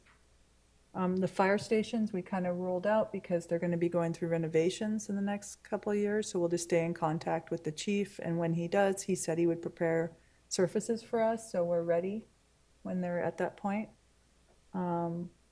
Transit center, I feel like that's not a priority right now. Leghorn Park by the tennis courts. I don't know what you guys' thoughts are on that. And Fox Hollow Park, I do think that's That's somewhere I have strong thoughts on that. on Foxhole. Yeah, I mean, I'm curious who's actually been to Leghorn Park and walked that, right? I have. So Yeah, I've ridden to this through site, okay, because it's, I think it delivers on many levels, right? Yeah. And, but I'm the only one. No, I think we've seen our actions there, like when what was it, like pre-pandemic, where there was a lot of sentiment there supporting the African-American members of our community. And that was really beautiful to see there on the tennis courts. I do think there's space there for a few different options, but Yeah, how much does it take to ask about putting artwork in a park? Depends on where you put it. Yeah, and it's hard. It's so abstract at this time, right? Like we don't know if we're talking about street murals or we're talking about painting the side of a building, or we're talking about a 3D installation. So they would all. I mean, I think we're going to get kind of high level notes on a lot of these. Some might be more specific to say, you know, if we're looking at the senior center, it might be a more blanketed response. But I just want to start the conversation with a lot of these review authorities because it might be time consuming to go to RMPC, go to Bike and Ped and kind of get everyone's thoughts. So Yeah. it would be nice to know that. And maybe we could even build them into the opportunities if we use them for small artwork. But it will definitely help inform when we're selecting certain Mary Fuller McChesney works to say, oh, they advised on smaller works here because they're talking like there's eaves available that we can shelter pieces under, or maybe along a bike trail or something along those lines, for example. I mean, it seems like it's much easier to have some known quantities after the experience with moving forward. MJ and Josh's mural, that was like a nightmare trying to find. We knew we had an artist. We knew we wanted them, but then we found out we just don't own walls that are good for murals, and where we wanted the priority. And so, I mean, murals are going to be our challenge until we have a different kind of ordinance. Unfortunately, I don't want it to be that way. But I think maybe that's something we look for in our next round of community art grants, that we look for a grant opportunity for private businesses to put public art on them or something like that. Because I think that's probably the only way we're going to get it to work with what we're currently capable of. So with regard to those two parks that we were just talking about, I guess I'd withdraw those. But I think that I thought that Mary Fuller McChesney's work would be great at Fox Hollow Park too. So it's, but the list is getting really long. Yeah. So maybe if the group thinks that it's worth looking into her work, into Fox Hollow or a place like that specifically for her work, sculptural work, then It's maybe kind of worth tricky because we asking. haven't even moved to that part in the discussion really with her work, but I feel like it's very tied, because why would we ask them twice? And I mean, we're going to have to do it. So it's kind of tricky, you know, do we ask all the questions now and just that way it can happen over a period of time and we just pick our top priority right now? But also we're delaying this out a bit, so we have some time. Right, and I can definitely run through some of these. Might be simpler to look at, you know, when we talk about the senior center and then we talk about the inside of the community center. Those might be simple and straightforward, and you know, it might be as simple as talking to Drew Halter, and then once we have something in mind, we go to RMPC and say, here's what we've selected and want to get your thoughts and feedback. But yeah, I'm going to look into C Street Pocket Park, the senior center, the stairs on the Golden Concourse, the overcross pedestrian bridge is a top contender, City Hall, community center, traffic circles with plural, and then Fox Hollow Park. Those are all like rising to the top right now. I had a few other on the high priority list, like the ball fields in Murphy Park. So I can look into those too, unless I hear otherwise. Well, and of those, most of them are sculptural sites, I'm imagining, or like a 2D mosaic kind of thing. So mural opportunities, we're looking at potentially the senior center, potentially like, yeah, the overpass is a chain link fence. If you look at an up close picture, it's gonna be tricky unless we're talking about a major partnership with Caltrans to get the Ballards. I mean, the supports. But the overpass, it's all chain link, really, kind of with a big round chain link over it. So it's really going to be either a mixed materials within the overpass. I'm trying to think of like how you would use what's existing or something sculptural.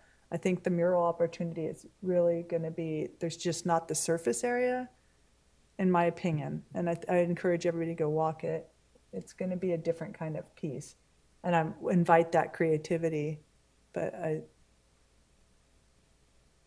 and we could actually, like MJ and Josh just did one, but it was. That's what I was thinking. Rough Edge, they did, and that's, they did the under the overpass, and that's what was really beautiful. It just doesn't have the surface area there. I think we should take a look at, and that was a $330,000 budget with Caltrans sending it out, so they're incentivized to support their own project more than they would from an outside project, in my opinion. So I think that's a tricky thing.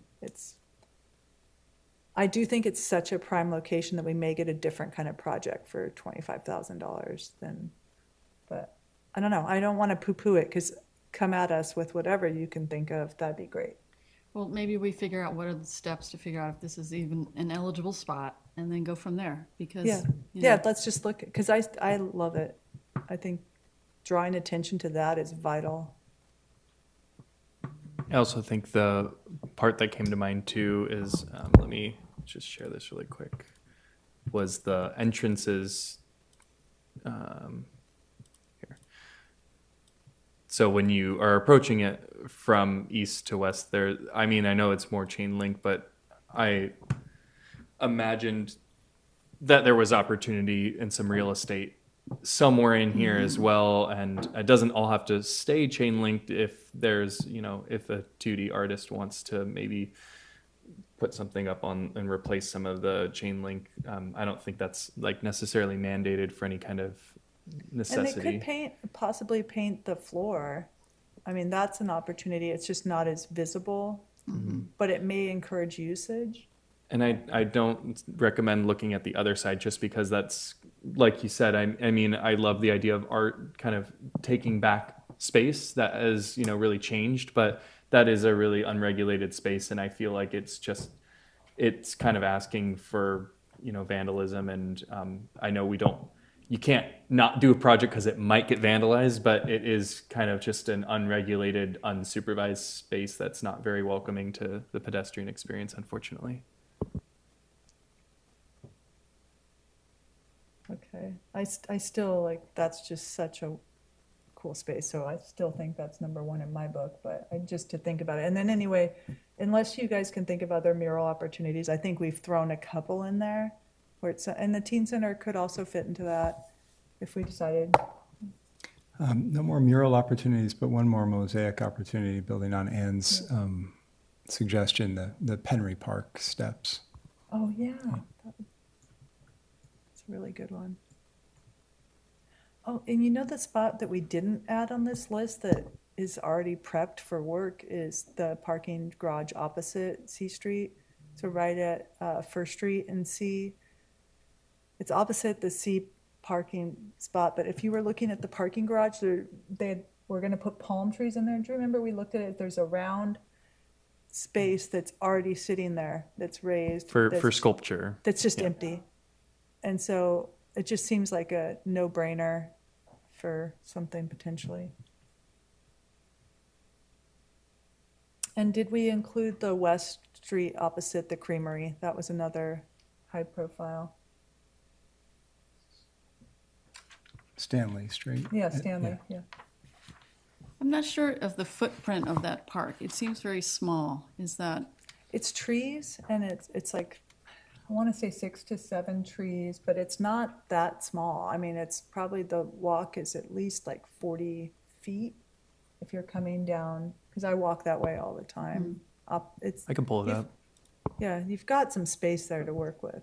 It's that kind is of a Smaller triangle. sculpture is what you're thinking, not. No, you could fit a decent sculpture there, and it's not like something that people play there. It's just on the way. And that had been presented to us as a site by Sean Paul like years ago. He was interested in displaying a sculpture there, and it's, Yeah, that was one of my top choices. I mean, it's not small. Yeah. But you have like the big blank space there where there aren't trees. That's kind of why personally I saw the Marco Cochran piece coming in here. It doesn't have a large footprint, but it does. I mean, it takes up a lot of vertical space, and I was just thinking it blends in really nice there. Or that's not the right word. It doesn't blend in. It really it's striking without taking up a lot of space. David, I think I heard that before from you, and I've thought about it many times since then. I was like, okay, great. Yeah. Glad you're part of this. And just to be a total pain, another spot, thinking of Mary's stuff, particularly the bronzes, like the Coyote Mother, and that is going back to, I hate to even say it out loud, Water Street. I think people would have a different response to a native daughter kind of artist having a piece on Water Street, and I think that would be a high-profile spot where people could really see it. So I know it's scary to think of revisiting what Water Street would look like within our collection, but I do think that could work there. And there is lighting built into the, do you remember? We had this, when the cobblestones went in, that whole walkway had lights in it, and then it was like immediately assaulted, like just ripped out. And I know the electricity's there, so maybe it's an opportunity to light the space too, if we were to, do that for a piece. Like if Mary's was in there, there may be an opportunity there to look at that. I don't know. Chair, I guess I'd recommend holding off on spending staff time on investigating Water Street until we have some sort of a Clear idea. Okay. more specific idea. Okay, is that overwhelming? No, this all I feel pretty good about this list, and it's a lot, but I think in the eyes of many projects benefiting from this investigation, I think it's well suited and pretty clear to me. So I'm satisfied with this item unless the committee wants to continue discussion or we didn't touch on something. Is there that was a pretty serious discussion. So does anyone have anything to add? I think we don't need to make a motion. It's just you're going to. We do need public comment. Okay. Okay. With that, we will open public comment. Okay, thank you. Now, public.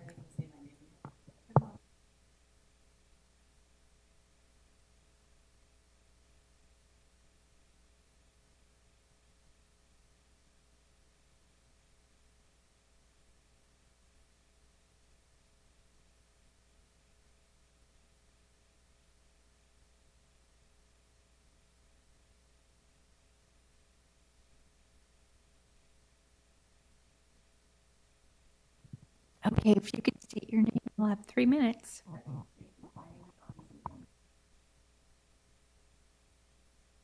Locations. Oh, that's loud. I love this McNear Park Snack Shack and bleachers, just as leaving it sort of on the list because it seems really underutilized, but I understand your things about it needs to be structurally sound before you put stuff in it. So, but I like that one a lot. The pedestrian overcross, can I just ask a question? Did you think that, are you trying to get people who are driving to notice it, or are you trying to get people to use it as a pedestrian or a bicycle? In my opinion, ideally both. I just want artists to have a creative space that's a little different. So I'm hoping people come with ideas that I haven't thought of yet. Yeah. And when I see the idea, then I'll know that was the right fit. Okay. At least in my thinking. I don't know. I love that just encouraging people to use it, I think is really good. I think safety is always an issue. I've lived on the east side for 13 years now. And when I think Mr. Ward described like taking down some of the barbed wire and putting up something solid, I instantly think no, because of safety, because I want to see when I get on it, especially if it's low light in some way, I want to see who's up there before I start right? Like that's just I want to see where I'm going. So I wouldn't recommend taking that chain link down because I like being able to see what's up there kind of just as a public safety issue. And then the one thing I wanted to point out, well, two things. Oh shoot, I'm running out of time. Okay. The east side seems, maybe I'm not saying it correctly, but the east side doesn't seem as represented in this list. And I don't know about this site. I think this is part of the school district. This isn't a city site, but there's a huge plot of land on Crenella and Caulfield that is adjacent to the old Adobe District building. And what the east side, I think, kind of could benefit from is a bridge between this, like, because art brings beauty, and the Climate Commission, where you're trying to do things like save water. Because what the east side, I notice, has a lot of lawns. So like if we had something where we had native plants and a Mary McChesney sculpture in a public little spot, then we could have it as like a teaching garden in the way that there's teaching gardens on the west side. There's a whole bunch of them. I understand they're from, collaborations with Daily Acts. But anyway, just I'm out of time. Thank you. Thank you. We appreciate it. So David, would you want to explore that option also? Because I'm not familiar with that, so I think it'd be really useful. And I think we're trying with the traffic circles and the senior center and the ballpark. Like there, I think it does pretty equal. I know the list doesn't, but I think what we said does. So I'm hoping that we're going to have those options available. And there are sites that are like the fire stations. Those are going to be high priorities to us down the road when they're prepared. So we're really trying to get better representation for all locations. And so we'll close public comment. And now we will move on to number 4, Kenilworth Playground Public Art Project discussion. Right. So the community engagement survey concluded with 173 responses from the public on this item. Or I should back up, on the project that we explored through January and February as part of the discovery phase of the project. So, the current results of that were included in the packet as Appendix A, Community Engagement Survey Feedback. We're at the point now in the project that the committee should make clear goals about what the Kenilworth Playground Public Art Project is trying to achieve as a public art project, and further, the role that public art plays in enhancing, supporting, and creating a greater impact in the parallel Kenilworth Park Revitalization Project. So what the role is of public art in that, and how it's supporting the other project as well. So using the feedback that was provided, staff is requesting that the committee synthesize and distill this data into tangible goals that will support the project's vision, and that each applicant responding to the RFQ will end up addressing. So that will in turn be used as part of how the committee grades these applications to select one artist or design team for the opportunity. And as mentioned in the discussion portion of this item, the committee may choose to do this together in a public meeting, either tonight or at an upcoming meeting, or they can choose to break off into a smaller ad hoc subcommittee to work, alongside staff and create those goals together. So that's up to the committee. And staff is willing to help as part of this process. And additionally, I'll be putting together the RFQ opportunity description and the selection criteria that applicants will use to understand their role in what the committee is looking for in the selected artist. So this information is informed by research from into professional standards for similar projects, but also using the specific elements that are generated in the project goals that we'll either do tonight or at subcommittee work or at the next meeting. So that's kind of the current step that we're at. So let me know if I can clarify what we're trying to achieve by having this item on the agenda. But again, no action or emotion is required tonight. It's just that the committee decides how they want to create the goals, either together, all four of you tonight, or at the next meeting when we can hopefully have Hannah and Allie. Or you can break off into a subcommittee and we can spend maybe even more time digging into the data and creating those goals. But that's all I have. David, I have a quick question. Would delaying this till we have our other members delay any timeline, or are we in a good position to? Yeah, I guess that's actually a good point to bring up where Parks and Recreation is on their project. So the RFP went live and they're getting responses now. And it sounds like the beginning of next month, they're going to start doing interviews for the different people responding to designing the park. So they're on their timeline. And ours is linking up pretty nicely. I think that as long as we are getting into contract with somebody, a team or an artist this summer, we should be on track, because the first element that they need to have 60% of the master plan of the park completed, I think, is by August. So even if we don't have a designer until August, there's still ample time to kind of jump on board, learn what their overall layout of the site's going to be, because I think that's not too late to start looking at what elements of the park or of the playground will be designed and necessary to tie into the larger plan. So in short, no, I don't think waiting to do one more meeting or to delay this to one more meeting would throw our timeline off. There is a lot to look through, so that's why I wanted to make sure you all had enough time to feel comfortable with looking at what people said and really making concrete goals that are specific, because again, this will be used to grade the different people applying, but also we want it to tie into the citywide goals and priorities, the public art mission, and then also what we've all discussed at the past year-long, meetings on this topic. So that was also included into your packets in the staff report tonight, because I wanted to give you a sense of what some of the goals we already are picking at. But again, I want to be really clear with what we're trying to do with our public art, and that will inform what the role is of the designer that's going to work with us.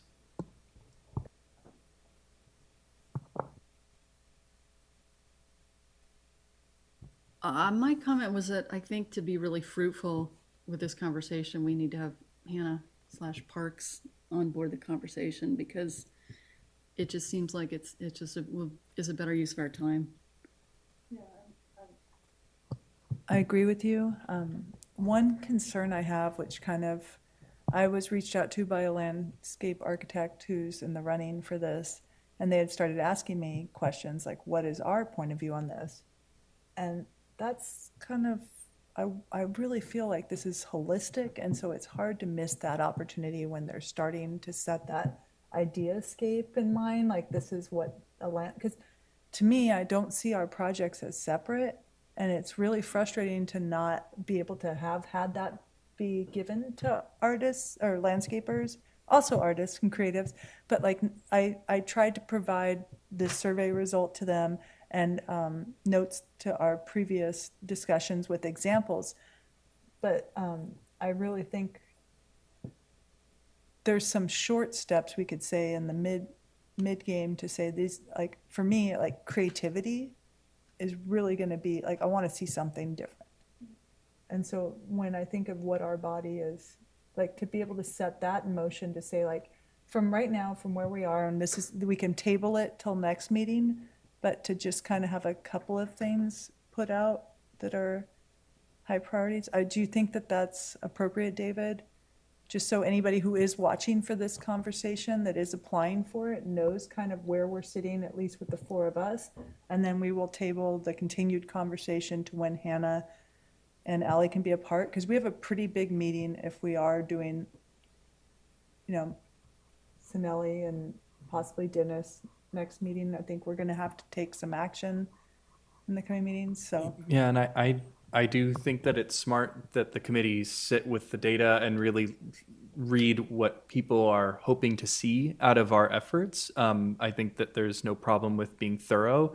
However, I want to temper that with saying that at the April meeting, we really should be putting into action very clear goals about what we expect to see out of this. And, I loved some of the preliminary conversations, and I tried to, extract some of the language that all the committee members were using, and, to inspire youth and teens to really want to utilize this space as a community asset. That I feel like we're picking at that goal is starting to come out of the water. And I think if you read through that staff report and you read through the Appendix A, some things will naturally rise to the top. And I think that as a little bit of between meeting homework, we could come back and say, we've sat with the data, and there seems to be some pretty clear avenues about what we're asking of this artist or design team.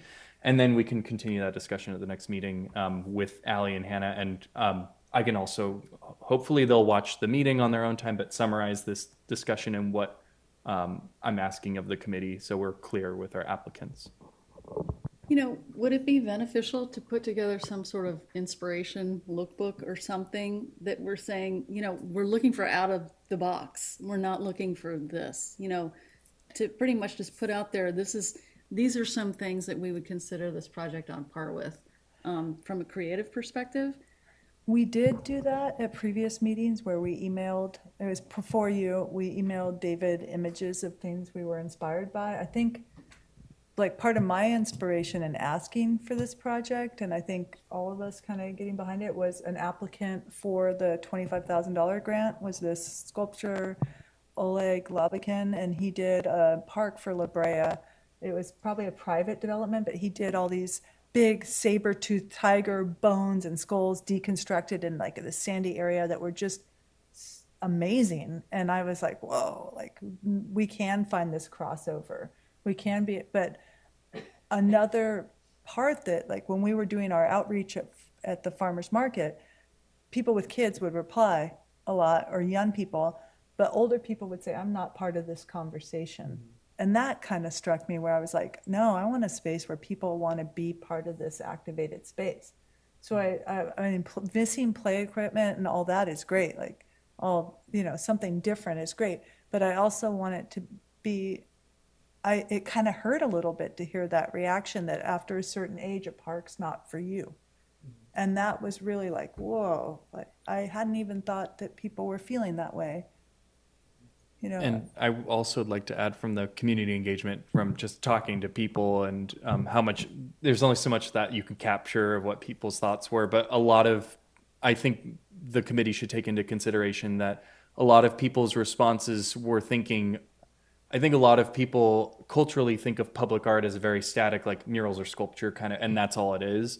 But I love this opportunity so much because we're really letting the artists, we're not being prescriptive here, and we're letting the artist approach how they see this opportunity. And a lot of people's feedback was there will be art at a playground, but I think it is much more than that. I think the way we're integrating these, or at least creating an opportunity, setting a table for an artist to say how they see this as one and the same, is a really beautiful opportunity. So that was a lot of feedback I got, was like, oh, there will be art at a playground, but it really is, it's more than that. I see it as almost a fluid, project. So just wanted to add that to help the conversation. Cheryl? I spent a great deal of time looking over all this, and I really loved what one person wrote. They said, let it become an oasis. And I think that's what Petaluma needs right in that area. And, one of the things was seating and shade. And I just, that creativity side of me was, wow, you could have like giant baobab, mushroom-looking shade, and, people wanted fencing to keep their children from running out on East Washington Street. But think of what you could do with a very creative fence, So it's inviting for safety, but also inviting. They wanted baby areas big kid areas, playgrounds for all abilities. I don't know, I spent a lot of time looking at it, and I thought this is really such a unique opportunity. It's a great location, it's central. You know, bike racks that don't look like bike racks, but they are. And murals on the bathrooms. Several people said, what about a sustainable water feature that kids can play in? And anytime you have water, I know we're in a drought, even with all the water, but that can also reduce the temperature. I've spent a lot of time in San Diego, and they have a lot of water features, and spent a lot of time in Palm Desert, and they do the same thing. There's just so many different ways to do this. And I know it's not for us to design it, but just to, I don't know, put that out there. This is what we're looking for, a very creative oasis type of solution. And there is a water feature like that in Terra Linda. I used to take my kids down there to it, and it was turned off, but what was nice is it was activated when you went into the space. So it wasn't continuous. It was like you walked under it and this like misting spray would come on you, and it was really beautiful. It's just a simple arch, but I want to be super open-minded with the space to whatever. It's interesting because I don't think anybody besides David and I were at the Parks outreach meeting at the Teen Center months back. It was in October, I believe. And that was really where we got all the feedback of the features. Like, I want a zip line, I want it to check all these. And so now it's so many amorphic things that because of budget constraints, which are very realistic, we're going to have to shoot for the stars and get what checks enough of those boxes for the public that we feel like is a priority. But I'm almost thinking like what we can describe right now is going to be really open-ended, but I want it to still stand as art. Chris? It's interesting hearing everyone's take on this. Cheryl describes, lots of sort of broad canvases opportunities. David said he's very excited about the project because of it. Basically it creates few constraints for the artist, and you're suggesting things as, even water features that, and I was under the very distinct impression that it was all about contracting for essentially a play structure of sorts, an artist creating some sort of play environment that is then contracted with a fabricator to make that structure in the larger context of a revitalized playground. So it would help me to be able to say, like, are there real constraints on this that we should be thinking about physically? And because that's really what this request to the artist is going to be about. They're going to be saying, I can do that for a couple $100,000, or I can't, right? Or that's not the type of media I normally work in. So I'd like to hear that. And then I did read through all the comments, and I thought and as I did that, I kept going back to those pie charts, right? Which were really helpful, because to me, the answers are almost right there, because it's so overwhelmingly focused on certain areas that actually align with some of our, the public art mission in town as well. So they're very amorphous, though, right? Yeah, but they're good guiding lights, right? And equally so, you can edit out, I think, a lot of things like, celebrate the history of Petaluma. It's like it just didn't score well. So you can pull those things out of there, and I think that's really helpful too. So if, maybe the people who spoke up can talk about, or since you've worked on it the most, Chair and David, you could talk about the constraints that you envision around this project. I mean, for me personally, I really want to see an overlap of something that is visually stimulating and designed so well that it can make somebody who's not using the maybe other features that are a part of it still rewarded with the experience. And that's really a key thing to me, is that crossover. Because we It can, is a structure, or it is an environment. it could be both. I mean, that's the thing, is I think being so nebulous in some ways, I don't want to define the features. The public has already asked for that with the outreach through parks. That part's been covered, so it's not for us to say this would be a water feature or whatever. That, they will be outlined there within their outreach. And our outreach kind of talked more about the spirit in which this is created and the sentiment, or like, to me, I want this to be, I felt that people were asking for something different. We've got parks that check certain boxes. There are tot lots. There's just a brand new one put in at Bond Park. There are, like, something can be a destination park without having a formula to it. And I think what's different about this park is it's a community gathering space that's going to be having capital investment from lots of angles. A revitalized library, a revitalized park, replanting from relief, grant funding, our foot in the door, and total access to the airport shuttle, the fairgrounds, the smart train. Like, this is a big crossover site that I think we don't make this for one type of person or one type of user. We let the artists know that we want an inspirational creative space. And I think that the public, while they hear park and think park, I think that they would totally embrace something that was different than what's available. And in my thinking, I want somebody from Santa Rosa or Marin to take the SMART train to go to this park.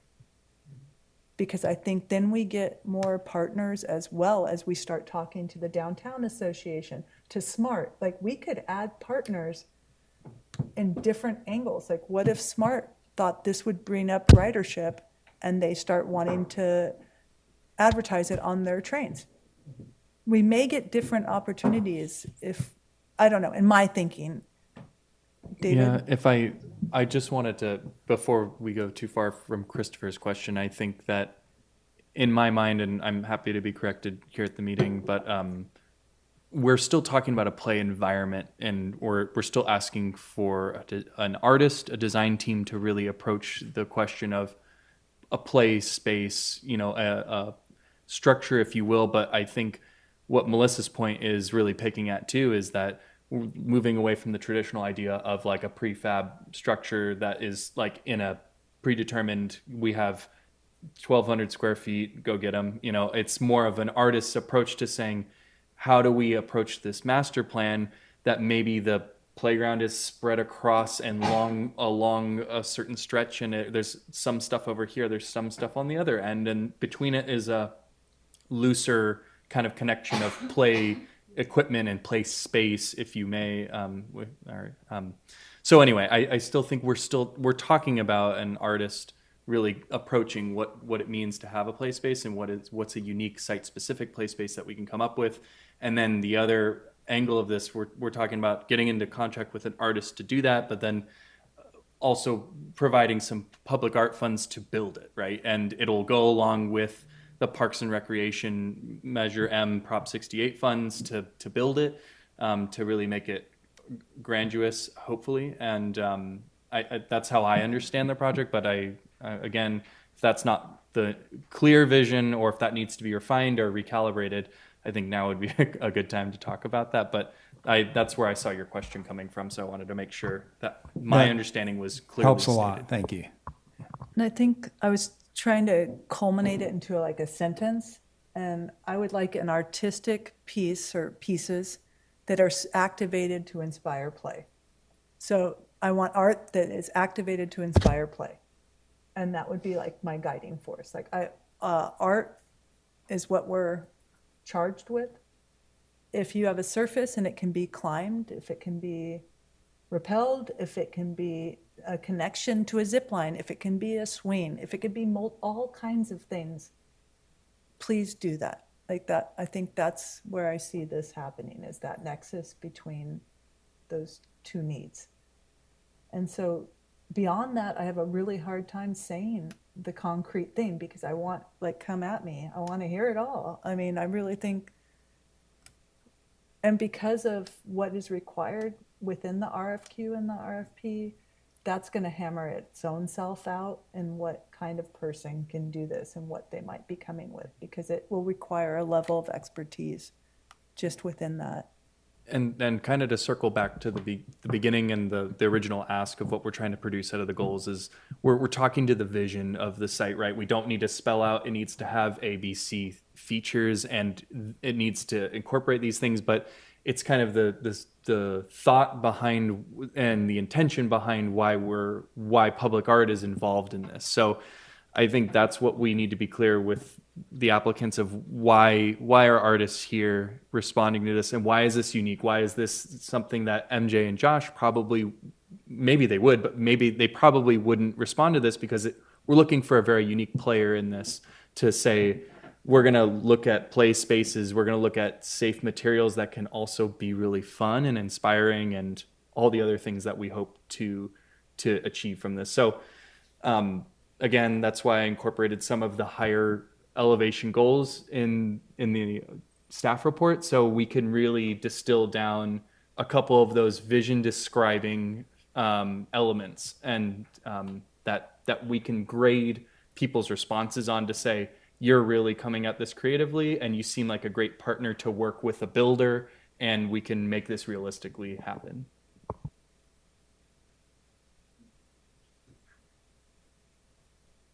Any additional comments? You will need public comment on this too, but you can always continue conversation after. Because that I too. did read over this pretty thoroughly, and those seem like that kind, you know. But I'm happy to hear anything else anybody's feeling.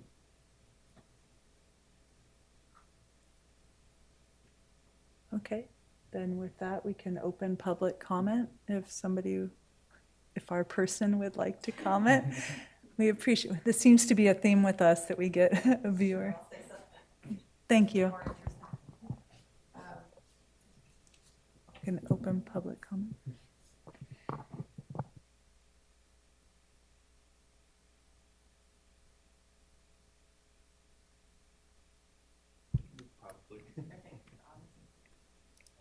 Oh, is the microphone on? Go ahead. Is it? Oh, Yes. Yeah, it's loud. There we Okay. go. I read through all the comments. I also responded to the survey. Two things that I wanted to highlight is that global warming is going to get worse. And so the shade is more of a health issue in some ways than it is a aesthetic issue. Like, it's really a health issue. So for like 3 or 4 weeks in the summer, you can't really go outside because it's too hot with kids. So you have to have a park with shade. And I don't know what the tree situation is right now, but we absolutely need shade there. And then the second thing I wanted to say is I really appreciate the Black Lives Matter mural that's in front of the library, and it's already kind of getting degraded, right? Like the fact that people have driven on it. So I don't know if that's maybe that people can, I don't know. I don't know how you want to, that we have some public art there too that I wanted to highlight. And I don't know if there's a budget to make it repainted, or I don't know, just that I think that really adds to the library. I think that's my only public comment. Thank you. Can I say one more thing? Yes, please.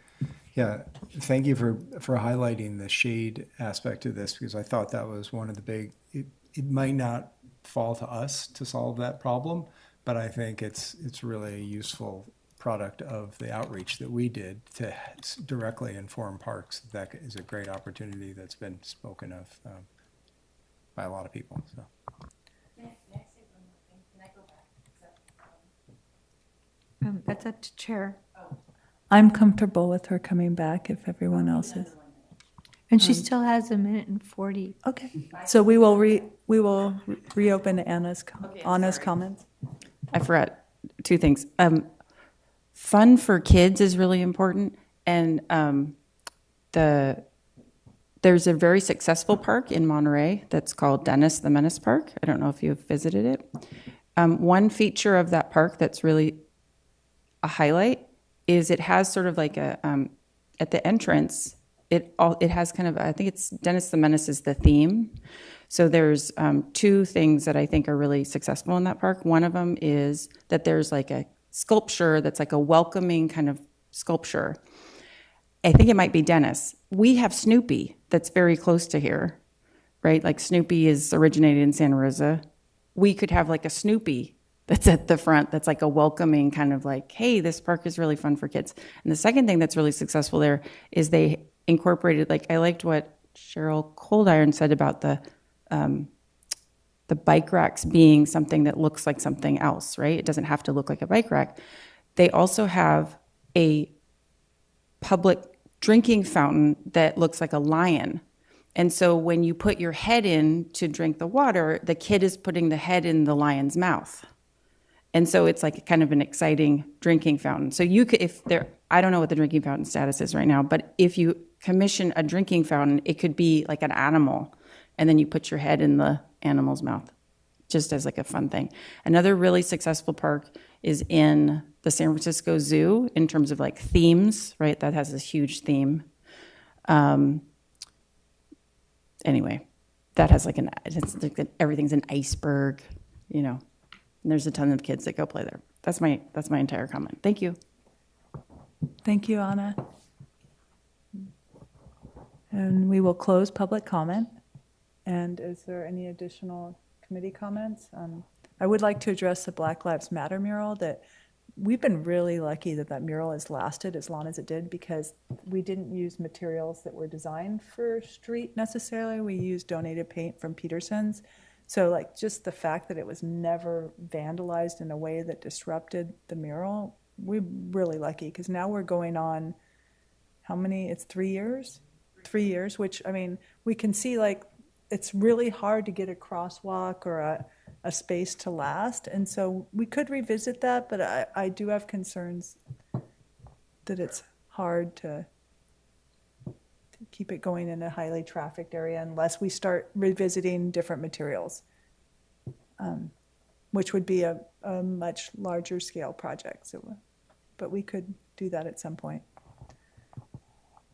Okay, sorry, was that out of order? No, we were technical. Oh, okay, sorry about that. But I just wanted to answer your question since you're here and give you an idea. Okay, and so moving forward, David, I think some of those comments are available if you hear from any landscape architects that reach out to you on behalf of our committee goals, that there's a starting point. And when Hannah's back, we can revisit, like, culling that clearer vision down. And Yeah, maybe an action item for our group is to really take it down to like 2 or 3 ideas that really represent what you think we're doing, so we can really. Yeah, I just want to also to stay on line with that timeline. I think we should be looking to publish the RFQ probably May. Would be great. June, if we have a hard time, actionizing that. But so these things will have to come together quickly, is what I'm trying to hint at, and we should just try and drill down and be as clear as possible. So by our next meeting, and hopefully at the meeting, I don't want to defer too much of that to say we'll figure it out then. I really want to come into the meeting and say these are like our top 10 things that we're thinking about, and then really spelling them out as clearly as possible so I can plug that into the document, and then we can be pretty much on the doorstep of publishing. So. Well, the starting point I got from Christopher was the top 3 of the pie chart, where really, I mean, it's like nearly 30, 30, and then 20, so that it's clearly the will of the public that, and I think it's in speaking with our objectives. And then we can move the remaining discussion to next meeting with the notes that we've provided, like Cheryl's comments. But yeah, I think that might be a guiding post for where we would begin next meeting. And I just wanted to add, I mean, for what we want to do, the artist that does the quote unquote play area really seamlessly has to work and integrate with any landscape architect that Parks is providing. Right. So there has to be this full collaboration that has to be really spelled out in the RFP, because you know, it's not two separate things that we marry together at the end, so.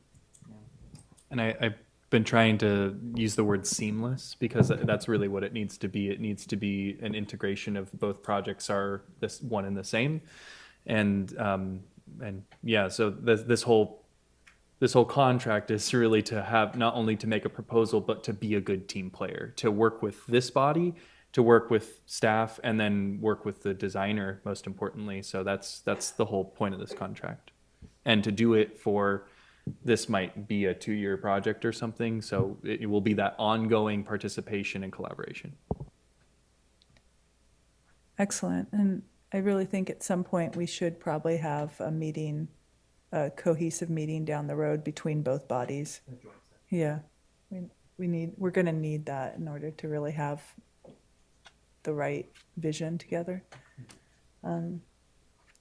Okay, so At the same time, at the next meeting, it seems like it would be more effective to work as, to put together an ad hoc subcommittee for this project. So I suggest we do that for saying next meeting or at next meeting. well, and we're going to have 1, 2, 3, 5 members on our team, so we're only going to be able to have we can. So You we can have 2 on an ad hoc subcommittee at That's that all we point. can have.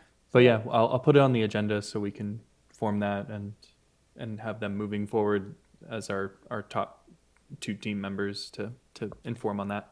Yeah. Sorry to point that out to everybody. It's kind of a downer. But there. Okay, and so we've had public comments. We'll close this item and move on to committee comments. I'd like to invite committee members to provide comments. We'll begin with fine balance. If any subcommittee members would like to speak about fine balance. Christopher?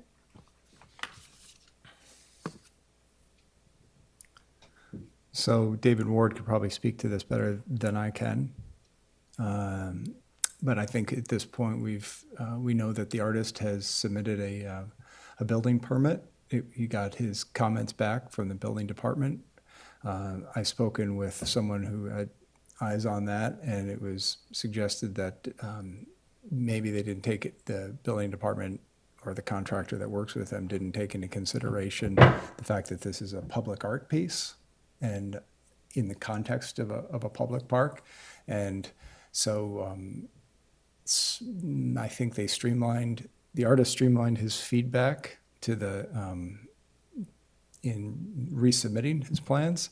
And I don't think it included lighting, which is a component that I think was part of the original scope of work, or if it was part of the original scope of work, maybe there's going to be a fundraising component that he would handle.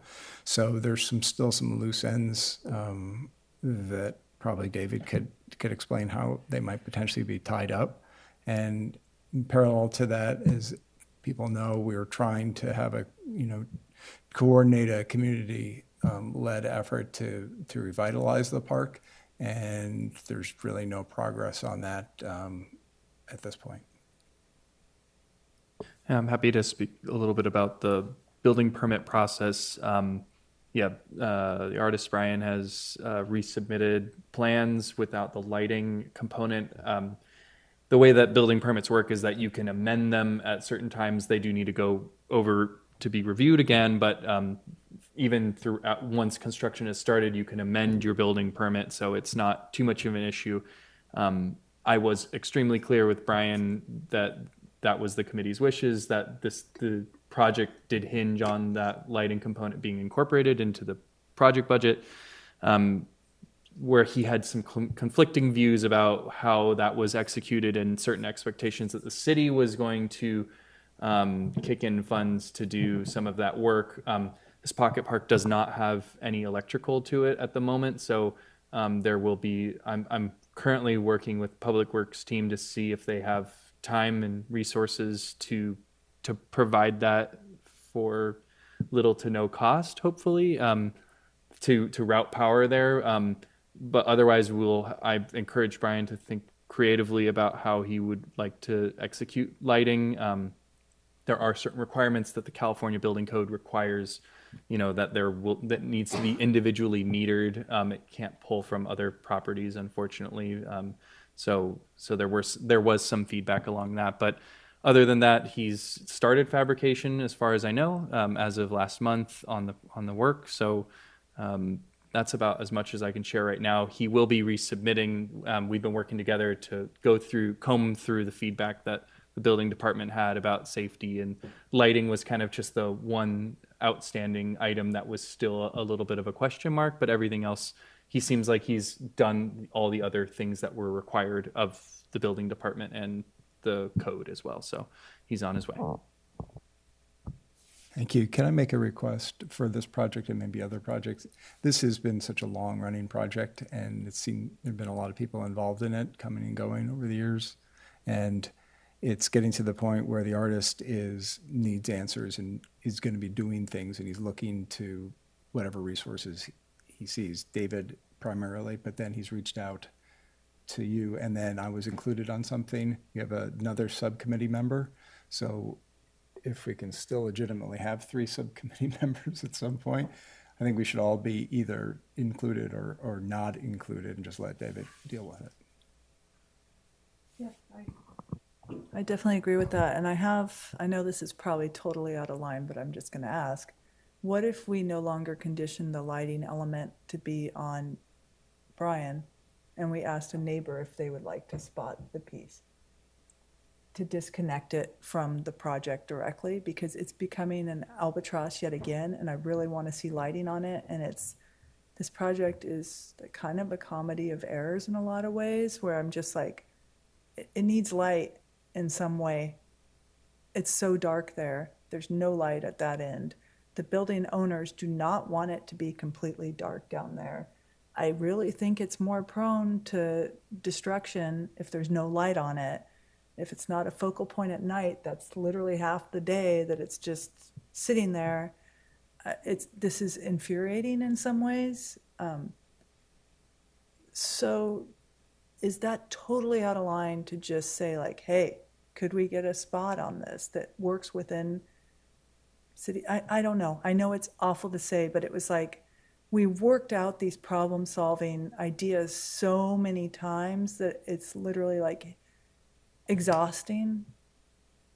I don't know how else to say it. I want to keep all my good vibes and goodwill and get it done and do it to a point where everybody's happy and we've checked all the boxes for everybody. But like, I don't see lighting, like lighting's, I don't see how the city's going to get it there with the metered box, and it's not going to like make this project out of budget again. And we're back to the drawing board, and it's so exhausting. I don't know how else to say it. Well, I was just going to say, I think Brian's on the right track already, is removing the electrical at the moment, not tossing it aside, but just saying, don't let it stifle the process of getting the permits issued, continuing the work, planning the excavation, planning the foundation that he's planning to build. So he's on track in terms of timeline. So the silver lining of this is at least the project is still continuing, and that won't be the hang up, at least right now. So again, I don't want to leave this as a problem for tomorrow, but at least he can still have progress on his work. And in the meantime, you can look into Public Works and what they're willing to do. And Yeah, potentially and- we can look into neighbors doing some. Yeah, and Brian has asked for a few other things too that were originally not anticipated that the city was going to provide for him. I don't really want to get into it right now, but so Public Works is going to be asked several things. So I don't want to bank that the lighting and the electrical will all be figured out by Public Works, but we'll see, and hopefully I'll have some more news next month. But that's kind of a snapshot of where we're at. It definitely seems in the best interest of the site to be slightly lit, at least, because it's also, you have a public park right on the water with like a deteriorating bank. I know we can't touch that or deal with it, but there's, for so many reasons, it would be helpful to even have some ambient light at night in that area. But just in my thinking from a liability perspective. That's it. Say that word. Yeah. That's the one. Yeah. Okay, so next item, River Arch. David could probably speak to this better than I could, I don't know. Yeah, I don't want to get too ahead of ourselves. It kind of ties into the potential projects, but we stopped working with the sub-consultant for the fence to get replaced, which was going to spur some of the landscaping improvements because of the 92 Lakeville site. And if the fence gets moved because of resurveying, so there's a few things kind of like in the queue. And I don't want that to sound like a cop-out to not working on that, but it's like moving or doing the least amount of work that we have to, especially with the new fence being constructed, hopefully here soon. So I don't have much to report of any work with Sandy Reed or anything, but hopefully once we have an idea and an approved plan for what the new fence will look like along there, then we can kind of work with Sandy on her timeline of when we can replace those benches and get the final landscaping, trees, plantings all completed.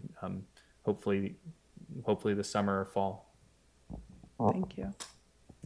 Yeah, actually, my question was if there's a way to deal with Sandy and the site, understand what's possible, because when I talked to Relief, they said if they plant, they want to plant before, March, April.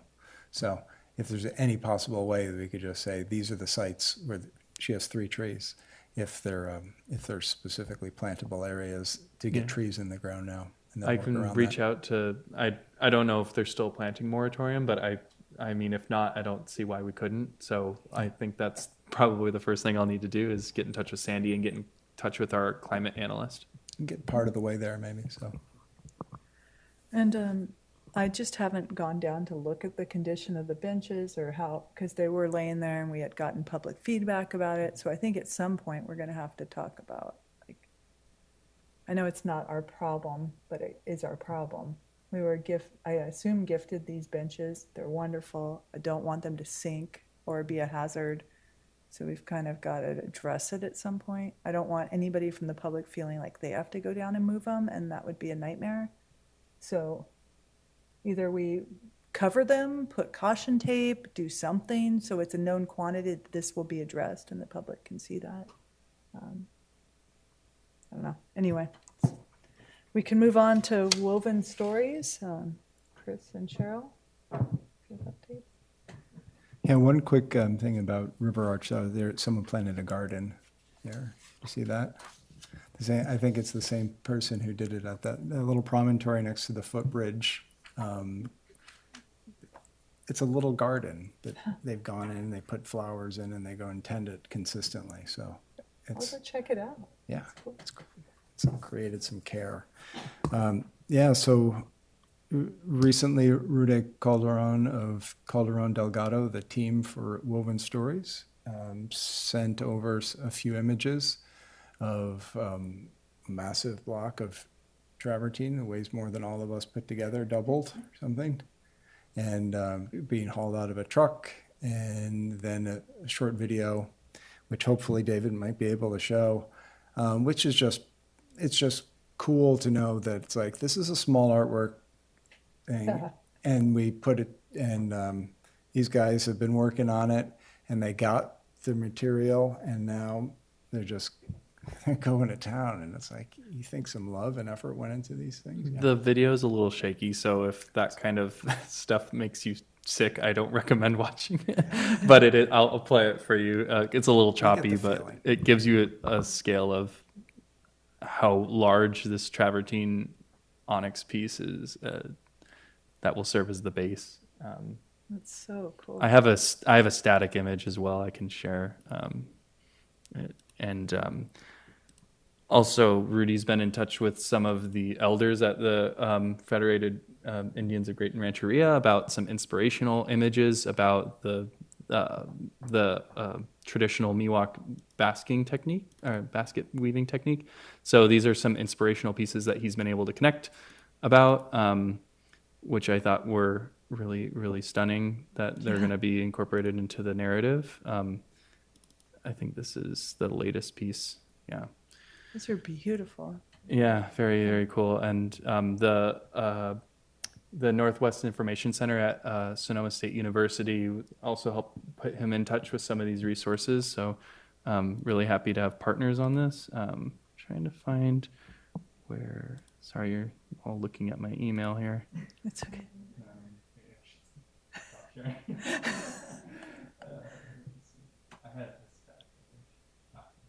Of course I found it.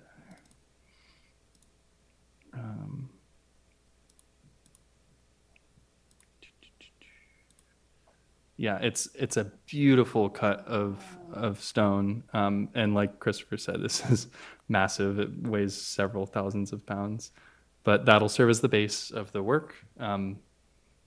So yeah, very, very excited to keep moving and getting progress on that. This is awesome. Yeah. Thank you. That feels like a real win when we're in the middle of all these things, like half moving.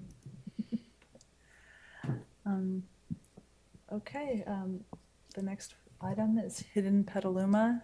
Anne, thank you, thank you, thank Not you. necessary.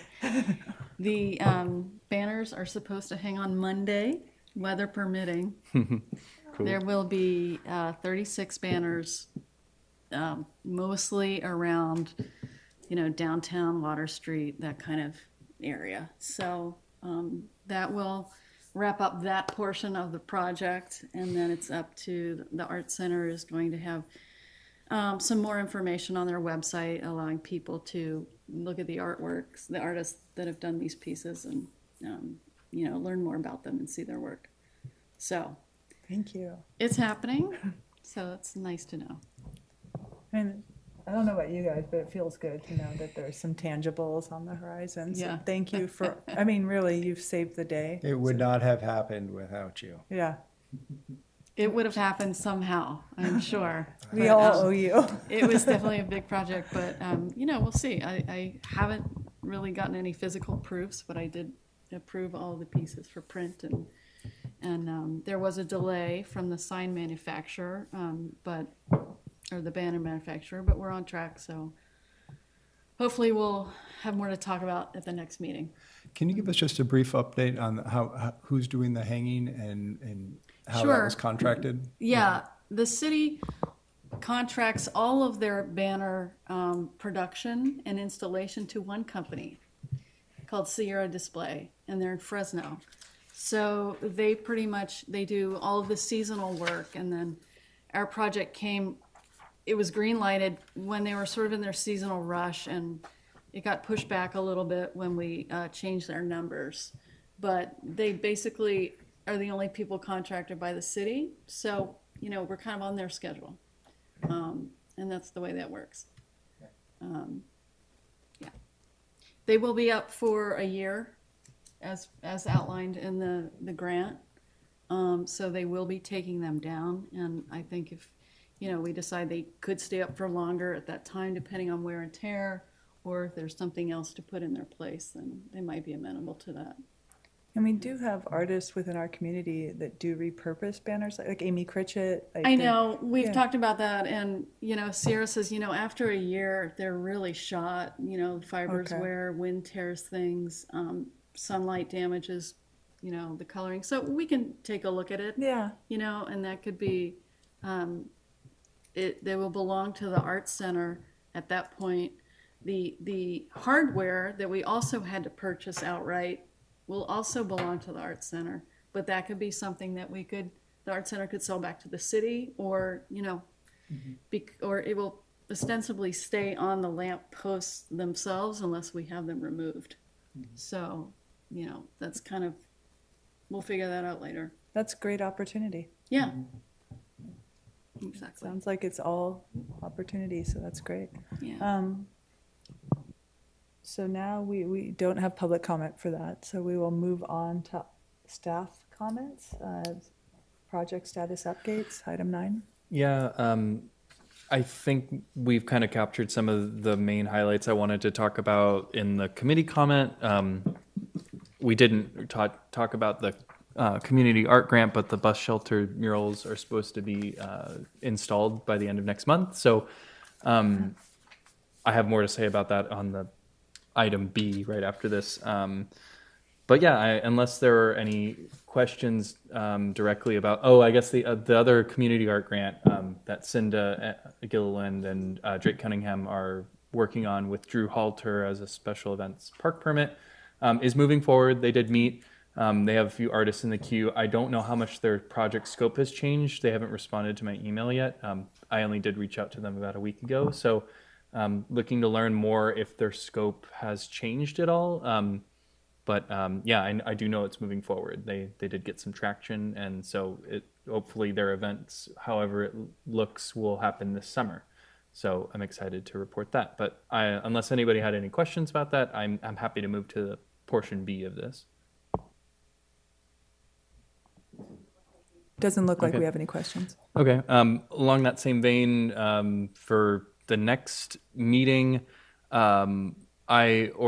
maybe May actually, but we'll have Rihanna Frank from the city come back and do her report out about how the grant worked. We're issuing the artist payment stipends to each of the high school students that provided the bus shelter mural designs. So those checks are going out to them. We're really excited to pay like student artists like actual money for their proposals. So amazing. So she'll come back and do that. I also was contacted today by Bjorn, I'm going to mess up his last name, Grippenberg, who works at the city. He's a public works and utilities engineer in, I think, active transit. And he contacted me about on 5th Street, there are going to be Public Works is making new bulb outs. And it's a great opportunity at this time for public art to get involved if we want to do any street murals there. And they're willing to pay for a portion of it, permitting and some of the labor. So there is a way to combine funds here to make something really exciting. So I don't have a lot to share right now, but he will be coming to our next meeting to share about this opportunity where we could really plug in public art to starting with the 5th Street location. I don't really remember exactly where on 5th Street, but Public Works is going to be doing a lot of these bulb outs all over the city. So once we kind of outline what the first one looks like, it could be a really easy plug and play kind of opportunity for us to get a ton of different artists involved. I even talked to him a little bit about the street printing that we talked about at last meeting. I don't know what the cost is, but he's already done some research into the thermoplastic, paints that we talked about. And so exciting, and we'll learn a lot more at our next meeting, but I wanted to share that with the committee about Bjorn coming to our next meeting. So I think that's all I have for you about potential items. I did share a little bit about the 92 Lakeville project, the fence, but that is currently going through an internal review before any permits or channels of like official applications are sent through. But it's kind of an interesting situation about building a fence, but outlining it specifically for public art and what materials can be used. So we're looking at it from a few angles. So we feel really confident moving forward and considering it strongly for investment from public art funds. So hopefully I'll either have more to share about that at the next meeting or in May. But the team is working towards that right now. Thank you, David. Does anyone have any questions pertaining to that? Okay. And so now we move on to potential items for future agendas. Oh, sorry, I kind of lumped that all into one. Okay, I wasn't. And so I also want to, at this point in our conversations, like encourage committee members that this would be your time to tell David if you see something that needs to be on your agenda in an upcoming meeting, like if there's something you want to revisit or that we've kind of dropped the ball on, because we have so much going on that it does happen. I remember there was a little bit of talk about the mural on Washington Street at the Boulevard. You know, the big giant mural that was done, I don't know, 20 years ago. Yeah, I'm not sure. I did see that they were working, the gutters there are dropping water on it in certain ways, so I saw some people kind of cleaning a little bit with all this water, but I don't know where things are at, I think. Has anybody else heard anything about it, or? No? About restoration? Okay, I did have one conversation that David and I were brought into. The Daga Tackle had reached out again. They felt like we might have rejected their outreach, and I responded saying that we do not reject their outreach. Like, we really do encourage them to restore the mural, and just tried to point out opportunities down the road for applications for grants as they become available, and consider it there. But I just wanted to let you all know that that happened. No, it's getting late in the day, so I start drifting off. I'm all talked out. Okay, and so are there any additional comments, any suggestions? Okay, with that, we can move to adjourn the meeting. Thank Okay, you. you can do it louder. Feel aggressive. Thank you, everyone, and thanks for being here, Anna.